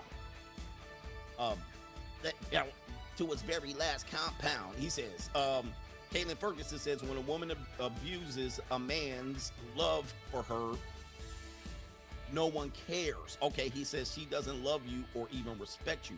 So when a woman abuses a man's love. So in this cases that I've been talking about, this type of manipulation, unless a crime occurs in which she, in the first case, Sherry Panini, committed a crime, which made her legally culpable, like she had to be responsible legally. If there was no legal responsibility or no laws broken, people would have swept it under the rug. People would have swept it under the rug. Like no laws were broken. She just was going through something with her husband, the 7-year itch, or they'll blame the husband. You wasn't hitting it right, and she ran back to the ex-boyfriend. If the woman didn't pay off the credit cards with the GoFundMe, maybe there's no crime because they don't get her on mail fraud. But instead, she took the money, and then knowing she made up the story, now they can pin a crime on her. What Caitlin's talking about is what I always say. Manipulation from male to female is illegal. Manipulation from female to male is just considered part of the game. Or they'll say, oh, you know, she was just going through something. She was alcoholic. Even if she's made bad decisions, she was just on drugs. She had postpartum depression. She wasn't feeling good. She wasn't happy. I'm not happy. It's a part of marriage. Just suck it up. She wanted to be hugged. Have you ever heard that one? She just wanted a hug, and you never gave her hug, love, and affection. They'll put it back on your ass. Vasto Delore says, save the planet, not 304s. All right.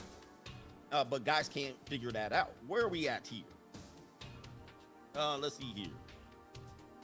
Oh, I'm all the way up here. Charlie Brown, a fool in their virginity are soon to be parted. He says, no bear zone.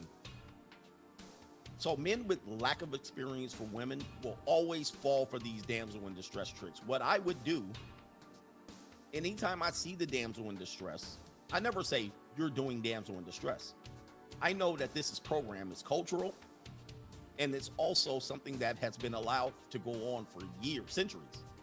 And so what I do is I immediately withdraw my attention. Okay. And so a lot of you guys will be like, what? So I had a woman test this. I always talk about the Lithuanian woman, beautiful woman. She tried to test that. She knew I was busy. She knew I was working, and she knew I had custody of my kids. So it was almost impossible. And my kids were young at the time. I couldn't just leave them. So it was an impossible scenario for me to come save her. And she picked a good time to get her tire flattened. All right. Not that she picked it, but she picked a good time to test the damsel in distress. How much did I like her? How much interest did I have on her? This is a classic shit test in which she wants to say, well, this is a scenario I can test this situation. Her tire's flattened. Do you have AAA? Nope. She calls me. Can you come to me? Now, I don't know if you know about Southern California traffic. It's 3 p.m. I'm going to pick up my kids. Hey, can you come get me? Blah, blah, blah. And the situation immediately was no, I cannot. My kids are getting picked up from school. I'm not driving 45 minutes in traffic up with my kids. And then 40, 30 minutes, we're going to tutors. We have our day set. No, I cannot come get you. Get AAA, get something. And then that was it was immediate test in which then once the test was passed, she either puts you in a category of, damn, he held frame. I like that. Or he didn't fall for the scenario. Either way, it's a situation which doesn't prevent them from stopping to test you. Okay, so even the guys that are in the PUA or the male community in which they were like, you know, this is how you dominate a woman.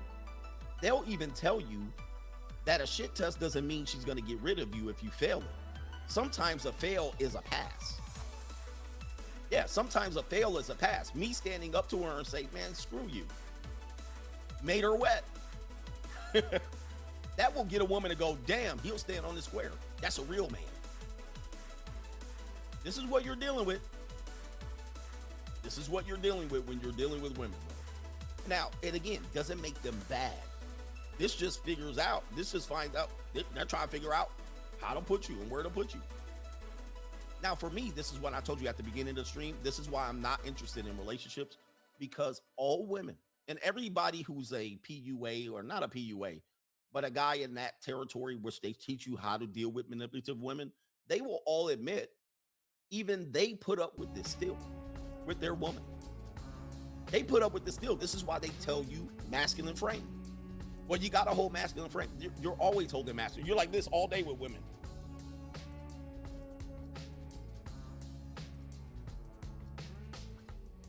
All day, every day. They're always going to test the rope. They're always going to test what they can get away with. They're never going to be like, oh, I finally got a good man. I'm not going to mess with him no more. No, they're always going to test that limit. How much does he really like me? Let me see. This is what they do all the time, bro. This is what they talk. Hey, look, no matter what goes on in their life, their career, none of that stuff. So I could focus on my career. Everything they think about is their situation, their relationship situation. All right. If they don't have a relationship, they're trying to find out how to get in one. If they got one, they're trying to find out how to test it and see how much rope they got. Holding constipated frame. All day you got to be on masculine frame. All day you got to be on guard duty. I'm not on guard duty with these people, man. They're all going to do it, bro. Anyway. But this is part of their manipulation. Tommy Bryan says Panini got that evil punani. I'd never even see that one. He says she got that evil punani. No, she's got what they allow in our culture.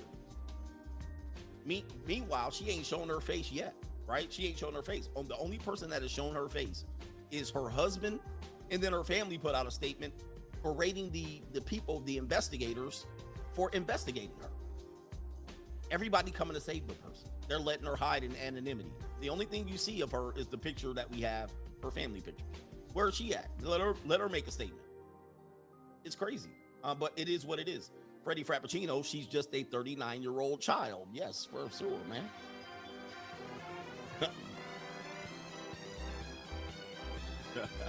But they are allowed to be, you know. They're allowed to be. So at any point, they can have these situations, and there's plenty of people that will come up and say, well, this is this is that. And she just went through something. And then they're going to blame somebody else. Eric says, on the build list for my mid-engine C8, and I blame you, coach. He says, stay frosty, gentlemen. What's on the build list? Or you got a build list. All right, Brown 310, likes are free. Let's get to 1,000 likes. No excuse lifestyle, Rocky Cage. Just keep masculine. Just keep holding masculine frame, coach. You got this. He says, this story is another Juicy Smollett situation. That's true. He said, to date, it has been 3 years off from being, or you're being tobacco free agent for life. Much love. Congratulations on that. But yeah, it's a Jussie Smollett situation too. All right. Ben Rito says, did you hear Melinda Gates on how bad her marriage was for 27 years? In Houston, dude got clapped by his girlfriend after coming back from eating. I'm going to talk about that for a second when I get through some of these super chats. Remind me. Mike Davis says, Shotlanta getting this knowledge, coach. You young men need to get this knowledge. All right. Doesn't mean you need to not be in a relationship. And I don't advise hating women. It's a waste of time. It's a waste of emotion. All right. I just look at them Martin Lutherly. All right. That's how I go about dealing with women. Anything that coming out their mouth, I'll be like this here.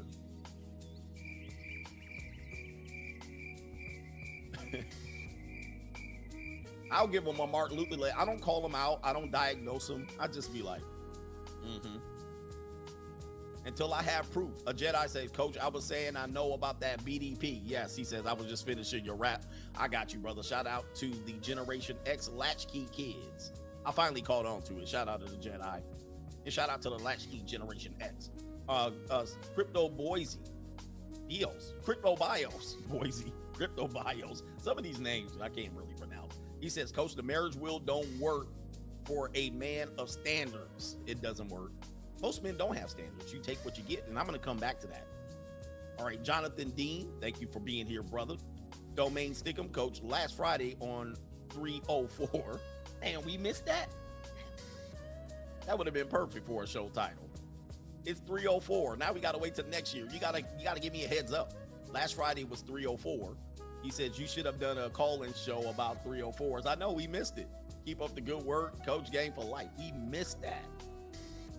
Dang it. DG Seymour, respect CGA. Much love to the modern XXs. And he says, brothers don't need to give commitment. It's a free-for-all out there. Keep educating CGA. This is where we're going to get to. We're going to try to get guys to understand it's a free-for-all. We actually have the best case scenario that you have right now. All right. Let's see here. And we didn't make the situation like this, by the way. Ladies love cool. See, Russell Simpson told Sierra to give him more babies, give him the Price is Wrong. I don't know if she's able to, though. How old is Sierra? I don't know if she's able to. She could be able to. I don't know. She is 36. Oh, she should be good. She can give him more. I think he's the one that wanted a lot of kids. So, you know, he's got her at a good age. She's already had kids. So I think did they use a surrogate? Somebody just recently used a surrogate. It was them. Maybe it was somebody else. Surrogate. Somebody used a surrogate recently. One of these celebrities. I don't know if it was her. Was it her? I don't know. I could look it up. One of them celebrities that just had a baby used a surrogate. Oh, that was Gabrielle Union. Thank you. That was Gabrielle Union. So it wasn't Sierra. All right. Hen Chaser. So grateful to CGA. Another masterclass. Hashtag damsel. Damsel in distress. Always look out for it, guys. Smart Guy says 36-year-old is not a good age for women, for kids. Increases birth, child defects, and autism. It's running late. It's running late. Many times women that have, it's running late. Women that already have kids, it's a little bit easier. If it's her first child, definitely you don't know what's going to happen. But yeah, who knows? She got a little bit of time. MR, we're going to call you MR. MR said 4, married for 3. He says, I realize, are you giving me an order or something? 4, married for 3. He says, I realized the possible downsides, divorced her and stayed with her. She kept the same good energy the whole time. Oh, yeah, you were that guy. He says, she never tells me no. Her mom is a CUNT and it's annoying. Want to suplex her. Okay, so you're married for 3 years. You've been with her. Okay, you're answering the question. This is the guy that asked about the mom interfering in the woman's good. So you've been with her for 4 years and married for 3 years. It's still early. Do you have kids with her? What's happening is the monster-in-law is going to interfere, guys, at some particular point. If you do, just a little bit of advice. If you're married to a woman whose monster-in-law is interfering in your marriage, at some point, she will comply with the monster-in-law. The monster-in-law is going to beat her down. Like, she's going to constantly lean in on her, give her advice that the monster-in-law hasn't even followed. Like, the monster-in-law will be married and be in a miserable sexist marriage, but she'll put pressure on your marriage, and ultimately it will buckle.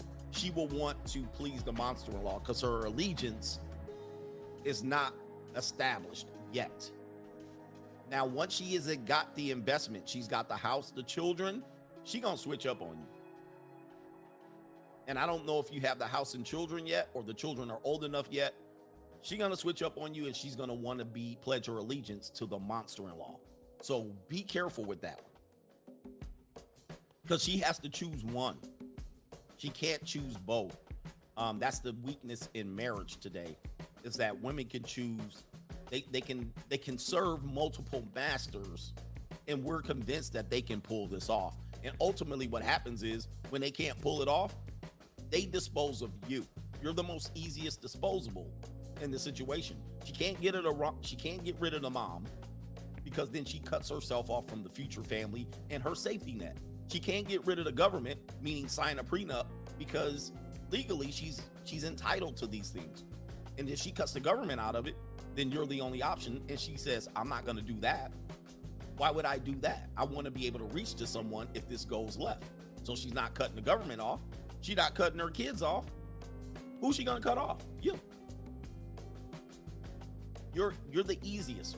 And because if she puts in enough time, what tends to happen is she gets rewarded more for the most time that she's been with you. Meaning, over time, you'll accumulate wealth, you'll accumulate houses, cars, vacation houses, assets, pensions.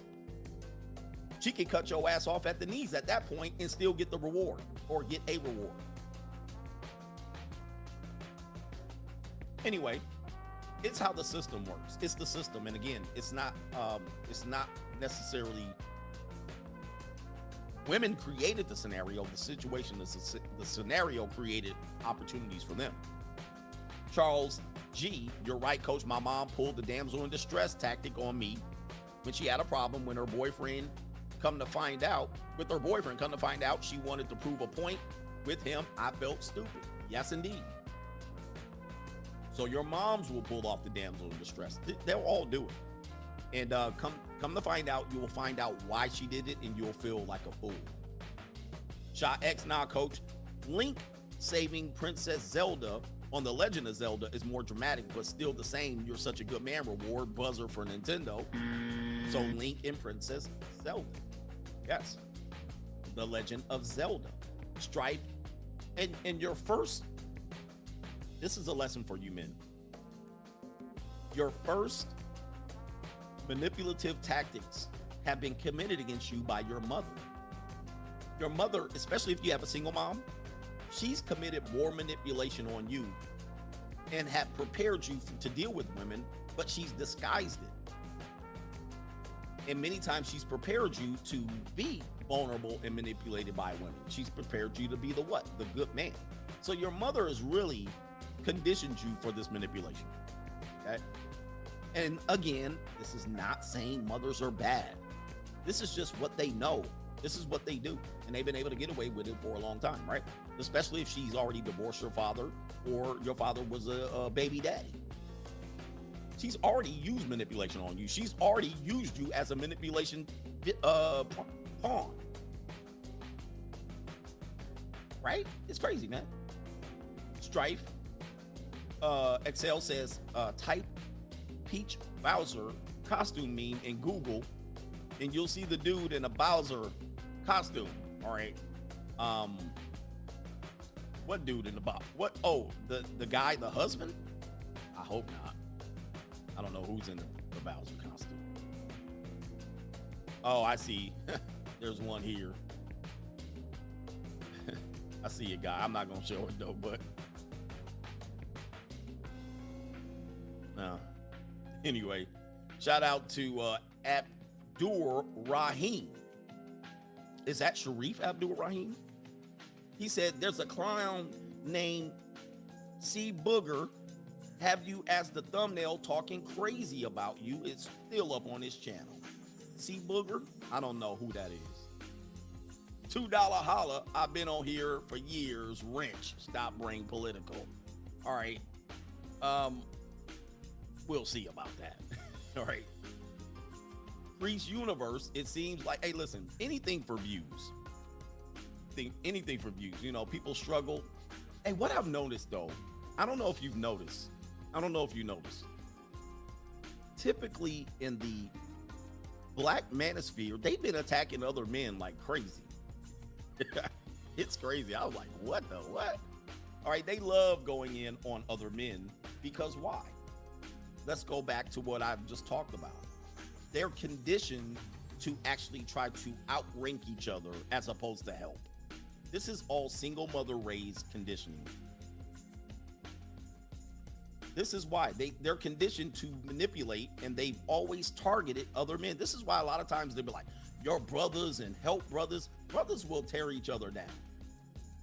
Brothers will tear each other down. Like, I try not to get engaged in that. Every now and then I might, but I've only made one video where I used another content creator as a thumbnail, and that was like 2018. And then I learned real quick that energy is not worth it, right? I did it one time. I have never, ever taken another male content creator, made them the thumbnail to prove my point. That is female energy, or it's them trying to stay relevant. So if you do want some people to look at your videos, I would put my chocolatey skin face on my, look, if you look like some of these content creators, I wouldn't put my face on the thumbnail either. I would put me on it too. I mean, all right. Like, look at them and then look at me. Hold on for a second.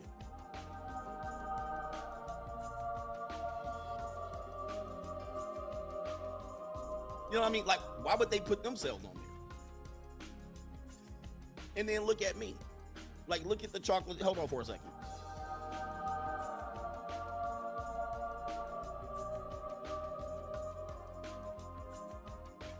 Come on, man. I would get sick of putting my face on there and not getting any views either. And then you're like, let's put somebody strikingly handsome.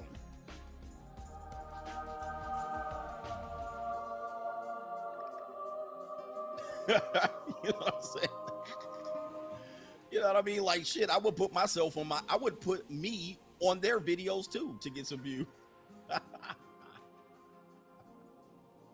So look, I can't be mad at them. Hey, get any views you want. Just send me a super chat every now and then. Yeah, don't let me take my robe off and show you what a ravishing man looks like. Hit the music. All right. Anyway, I've never responded to none of these people, man. You know what I mean? I would never waste my breath. Matter of fact, I don't even watch them. You know what I mean? Like these people, man, I don't even watch their show. So why would I waste time on them? It's crazy. All right, so anyway, Crease Universe says it seems like women love creating their own fantasy movies with that being said, it seems like women are the ultimate drifters. What are your thoughts, Coach? Here's the deal on that. All right, this is again not taken away from women though. Women live with 4 men under them holding a safety net. Men, you don't live like that. Like, look at the numbers of homelessness between men and women. Look at the numbers of self-deletion between men and women. Look at the numbers of women versus men that go to do social services. Look at the number of men versus women who file for divorce and go to family court to get a little bit of a cash and prizes, as they say. All right, it's overwhelmingly women running around and they're saying, I'm doing it on my own. Strong and independent, right? They're thumping their chest and you're sitting there like this here. You're staring Martin Luther Lee at him like, wait a minute, where's staring Martin Luther Lee at him? You're like, and so ultimately they will have groups of orbiters. They will have men ready to go in line. I'll take care of you. I'll pay for this. They have guys, they got simps, tricks, dudes on seeking arrangements. They ultimately have a safety net running around them. Now, we don't live like that. So in essence, what happens is they don't have to do what? They don't have to save money. Somebody will play it. They don't have to be financially, fiscally responsible all the time. They have somebody to reach to. They don't have to do what? They can drift. They can actually sit at work thinking about relationships all day. They can sit at work watching TikTok. And then you can warn their ass, hey, you ain't gonna make it in life if you keep doing that. And this is where some of these other guys have this argument where hoes are winning, because ultimately what happens? Somebody creates a social program for them. They'll run to it like this here. They'll run. Now, this brings me to this next topic that I needed to cover. And this is how I know men don't understand women. You have a one-dimensional thought of women, not even two-dimensional, all right? And which tells you, you only see one thing and you can only think compartmentalized like women think. So this brought up the conversation. Oh, women like this type of guy. And you will basically say it's either that guy and they don't like anyone else, all right? That's what you do, or you try to compartmentalize women like that. Men don't do that. That's how they don't live life like that. They find uses for all type of men. And that's you. Now you think that they like a certain person, but they just find use for them. And it's okay. Doesn't mean that that guy can't get something from her. Same to be said about how they live life. So for the most part, when they do things, because you don't see it doesn't mean it's not happening. Because you don't see it doesn't mean it's not happening. So we had the discussion yesterday, and the guy could not get over the fact women don't like older guys. Bruh, they've been just because you don't see it doesn't mean it's not happening. You see, let me just go back here. I'll share this right here. You see women at nightclubs and bars, which is a small subsection of women. Okay? You see a small subsection of women, or you only see a certain type of woman racially, which I always tell black men, be warned, if you don't have experience dating internationally, interracially, your view of women comes from a very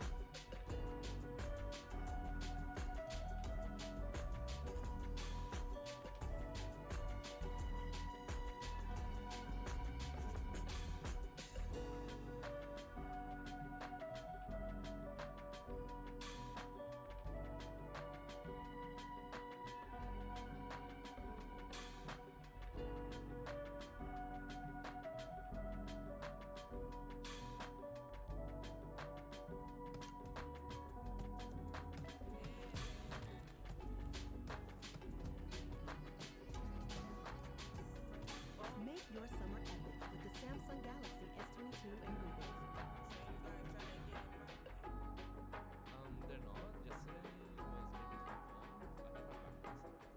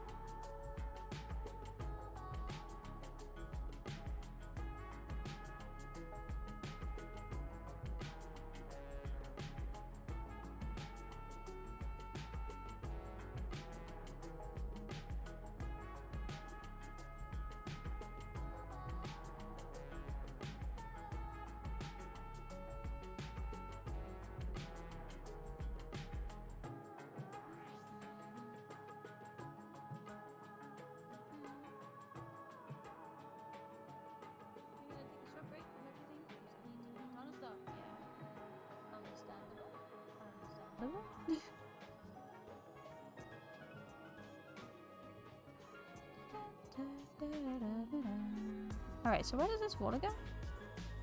It just stops. Okay, we can just stop it then.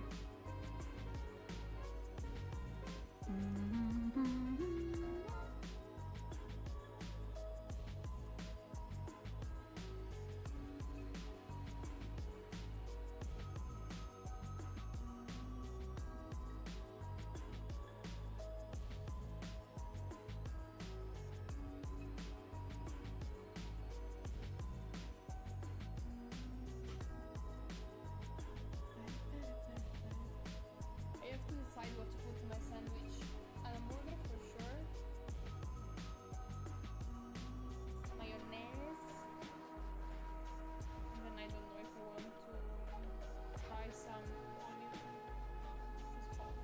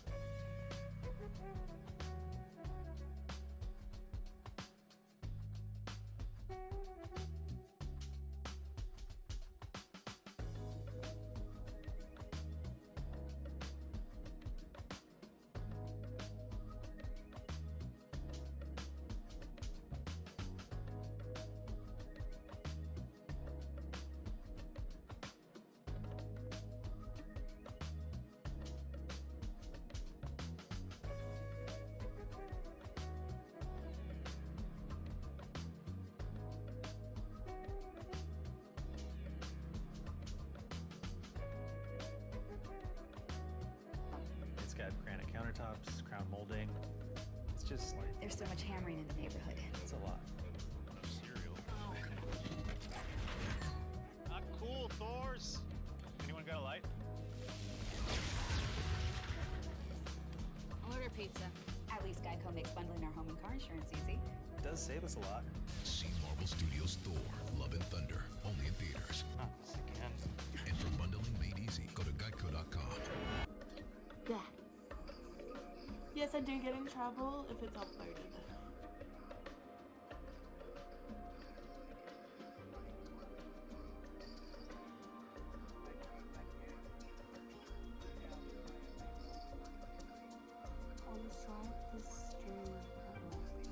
Yeah, pretty much. I'm just quick fire. Show souls. Pay me! And if you ask one more time, you're getting the fucking ban. Because you haven't donated for any part of my fucking fee. at all. And this shit.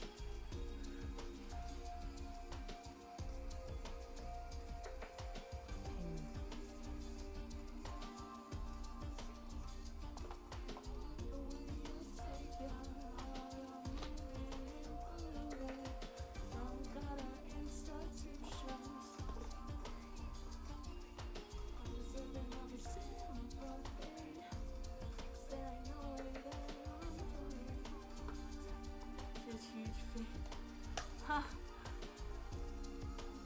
Bye.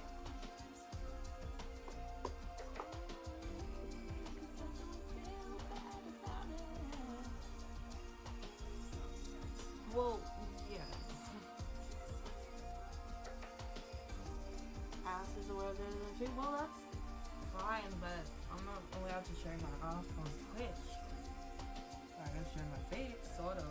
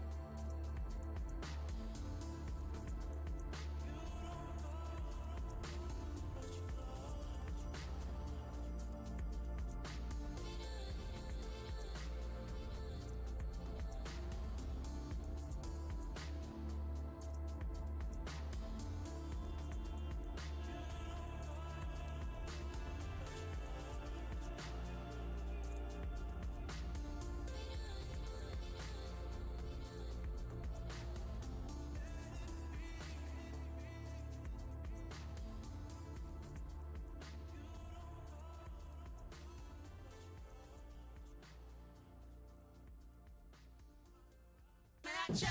You better watch that. Coming at ya. You better watch that. Coming at ya. The funky rhythm coming at ya. You better watch that. Coming at ya. You better watch that. Coming at ya. You better watch that. Coming at ya. Coming at ya. You better watch that. Coming at ya. You better watch that. Coming at ya. You better watch that. You better watch that. You better watch that. Coming at ya. You better watch that. Coming at ya. You better watch that. Watch that. Watch that. Watch that. That. The funky rhythm coming at ya.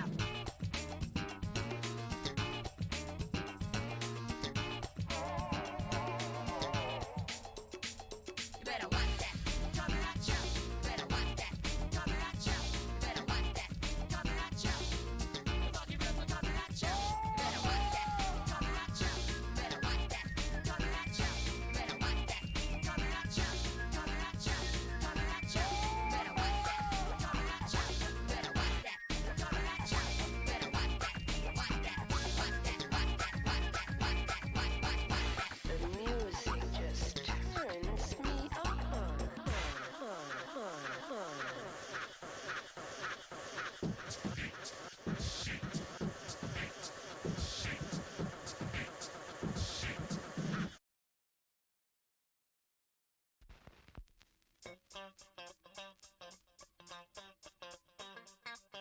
Y'all ready to get funky? The most important part of dance is music. So now let us listen to the music and identify the beats.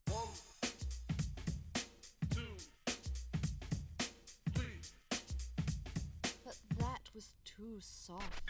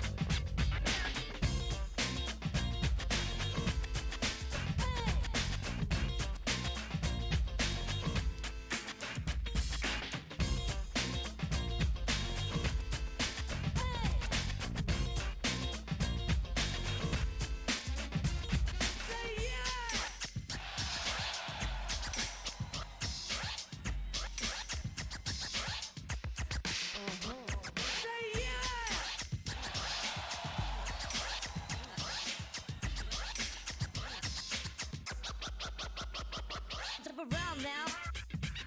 Jump around now. Jump around now.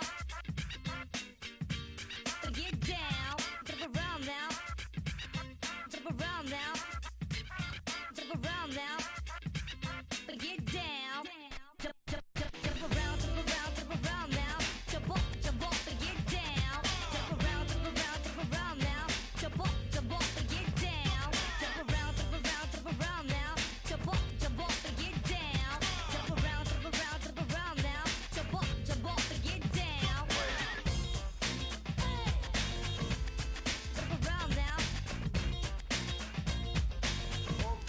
Get down.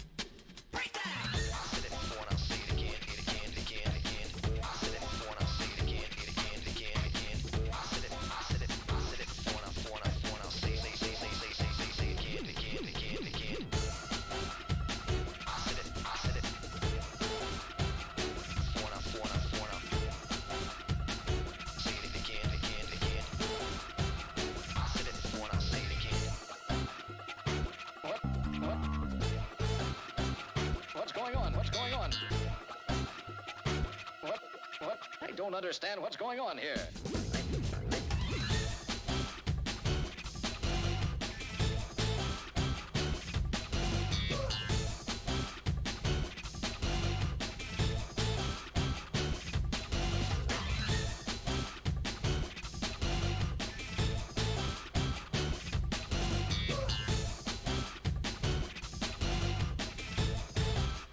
Give me a break, give me a break.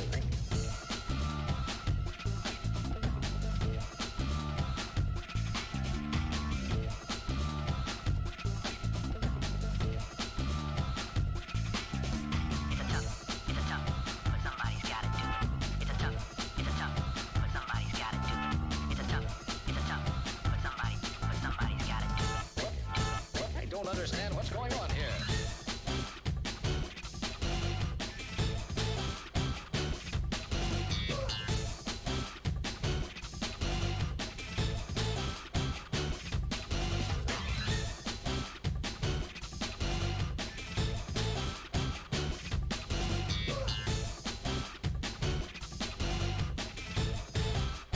Give me a break, give me a break.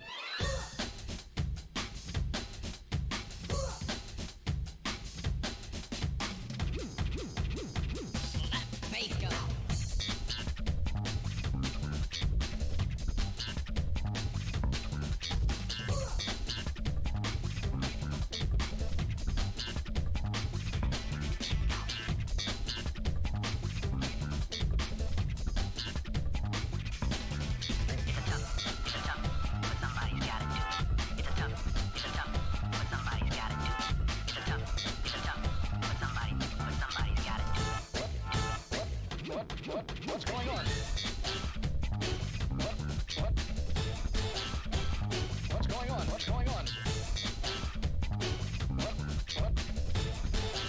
I don't understand. I don't understand.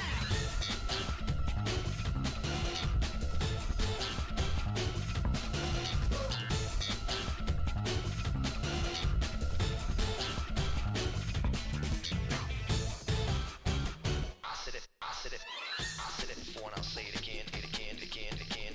I said it before and I'll say it again, it again, again, again. I said it before and I'll say it again, again, again, again. I said it before and I'll say it again, again, again. I said it before and I'll say it again.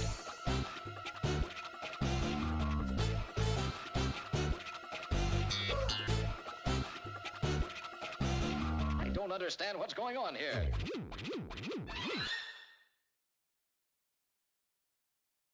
I can see them run by the town. I can hear them all sing. Listen to the music. Listen to the music. Listen to the music. Listen to the music.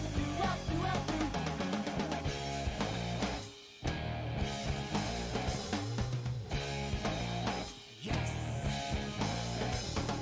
Not bad. I don't think they're bad. Even if sometimes they look so mad. Guys in town. The guys in town. And everybody's talking about him. Won't you play the pep song to make me strong? You will say I will make it if I do. Take me to the power, get out of the corner. Take me to the border, I will make it as they do. I can see them run about the town. Minuscule group of people. And then what you do is say, well, I see them doing this. Well, you've got to be the most inexperienced man in the world, because you know women don't operate on how they are in public. You got to judge them what they do in private. And they will rarely ever show you what they do in private. See, you as a man will do everything in public. If a woman walked by you and dropped trowel and said, "Do me now" in the bushes, you would do it without even thinking about it.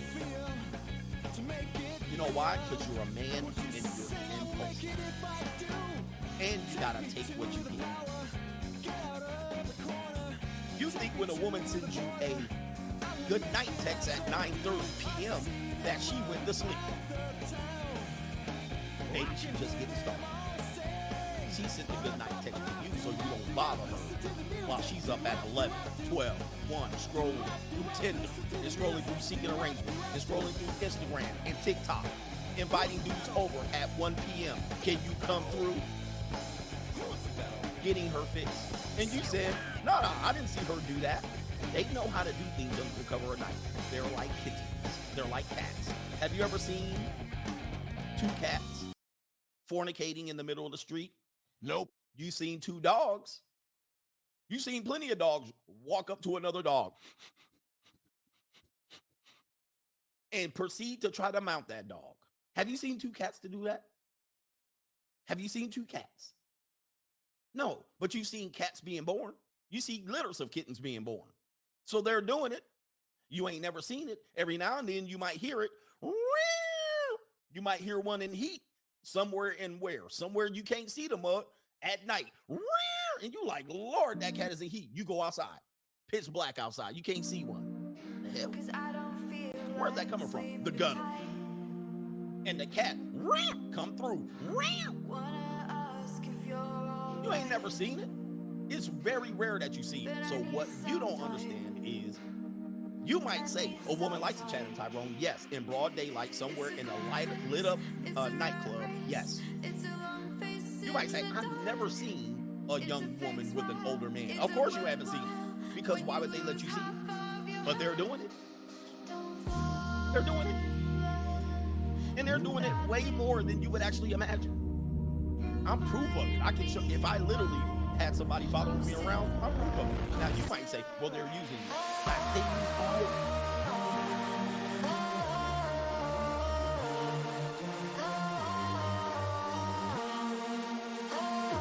You guys are really, really thoroughly immature. Well, they're using you for money. You're the idiot, and then they say, I get it for free. The Chad is getting it for free. The Chad be up in child support court. The Chad be forced into marriage. The Chad gets married and divorced. The Chad gets STDs. The Chad gets her knocked up pregnant. What is you talking about? And then you sit up there, tricks get deleted. Okay, let me show you something. I want to challenge you to a Google.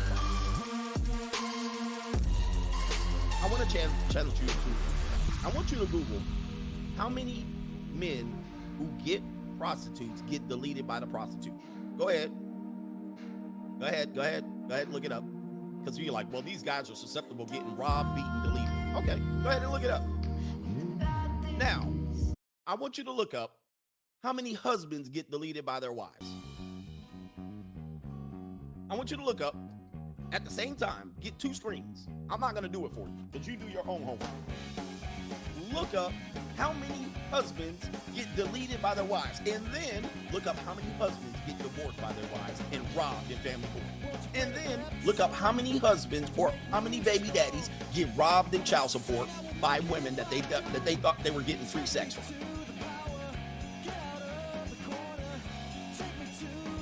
And you're telling me tricks are getting used? You're telling me old men are getting used by younger women? No, it sounds like the Chads and Tyrones are getting perfectly used via free sex. It sounds like dudes that are marrying women are getting perfectly robbed by women legally. It sounds like men who marry women, go look up snaps, are getting perfectly deleted physically by wives and girlfriends. It sounds like men who fall in love with a woman that gets put in a damsel in distress situation, ends up deleting another man, and then getting put in prison for years for doing the damsel in distress. You guys literally are using small bits of data and making your own story. Meanwhile, you don't realize how many men are susceptible to what you're talking about, free sex, that ends up paying on the back end all day long, bro. Paying with your life, paying with divorce, paying with child support, paying with family court, paying with STDs, paying with unwanted pregnancies. Are you kidding me? I'm getting tired of people simply trying to beat me on this one because you have a narrative that you want to put. Men who pay for sex are bad. Men who pay for sex are dumb. Men who pay for sex, you're all paying. You're all paying. Married men get cheated out of money all the time. I want you to hear me. Men who are married get cheated out of money all the time. Every day. Legally. But there's a guy here, one or two, who always, oh, come on. Chads and Tyrones get it for free. You got to be kidding me. They don't get it for free. And women might desire a Chad at one point in her life. It does not mean that she's not opening her legs to anyone else. Most of the time, you don't even see it. Let me just say this. Have you ever seen a woman having sex? All right. She gets sex on the low. She never shows you her getting sex. She won't even talk about it. But she getting it. And she might need a cell phone paid for. She don't call Chad or Tyrone. She calls somebody that can pay for that cell phone. And she will give it up. Come on, bro. I'm tired. I'm tired of the conversation. And it's so small that a guy will get set up by a prostitute versus how many men are getting robbed blind in their own house. Robbed blind. Married men getting robbed blind. Chads and Tyrones on child support getting robbed silly. And you're saying you get it for free. Oh, the naivete of the man. And it tells me you have no experience with women. Zero. Or you have a small percentage. And typically it's black guys that always want to argue me down. And then I'll say, well, you know, what type of women do you date? And they'll say, well, I only date sisters. And I'm going, look at the numbers here. Look at the numbers, guys. If you only date sisters, you cannot tell me anything about women. You have very little experience.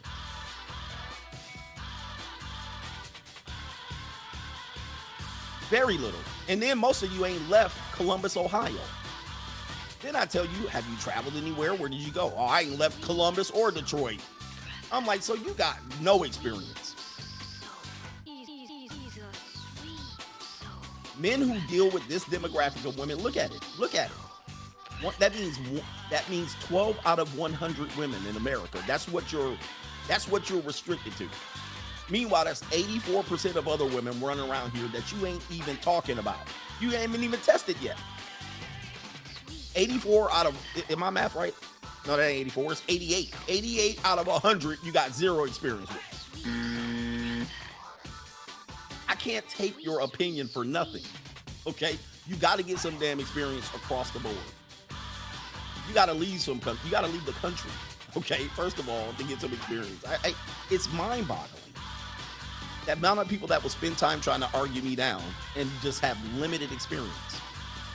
All right, so anyway. Ray May is in the building. Shout out to you. Thank you, sir. Caleb Rouse said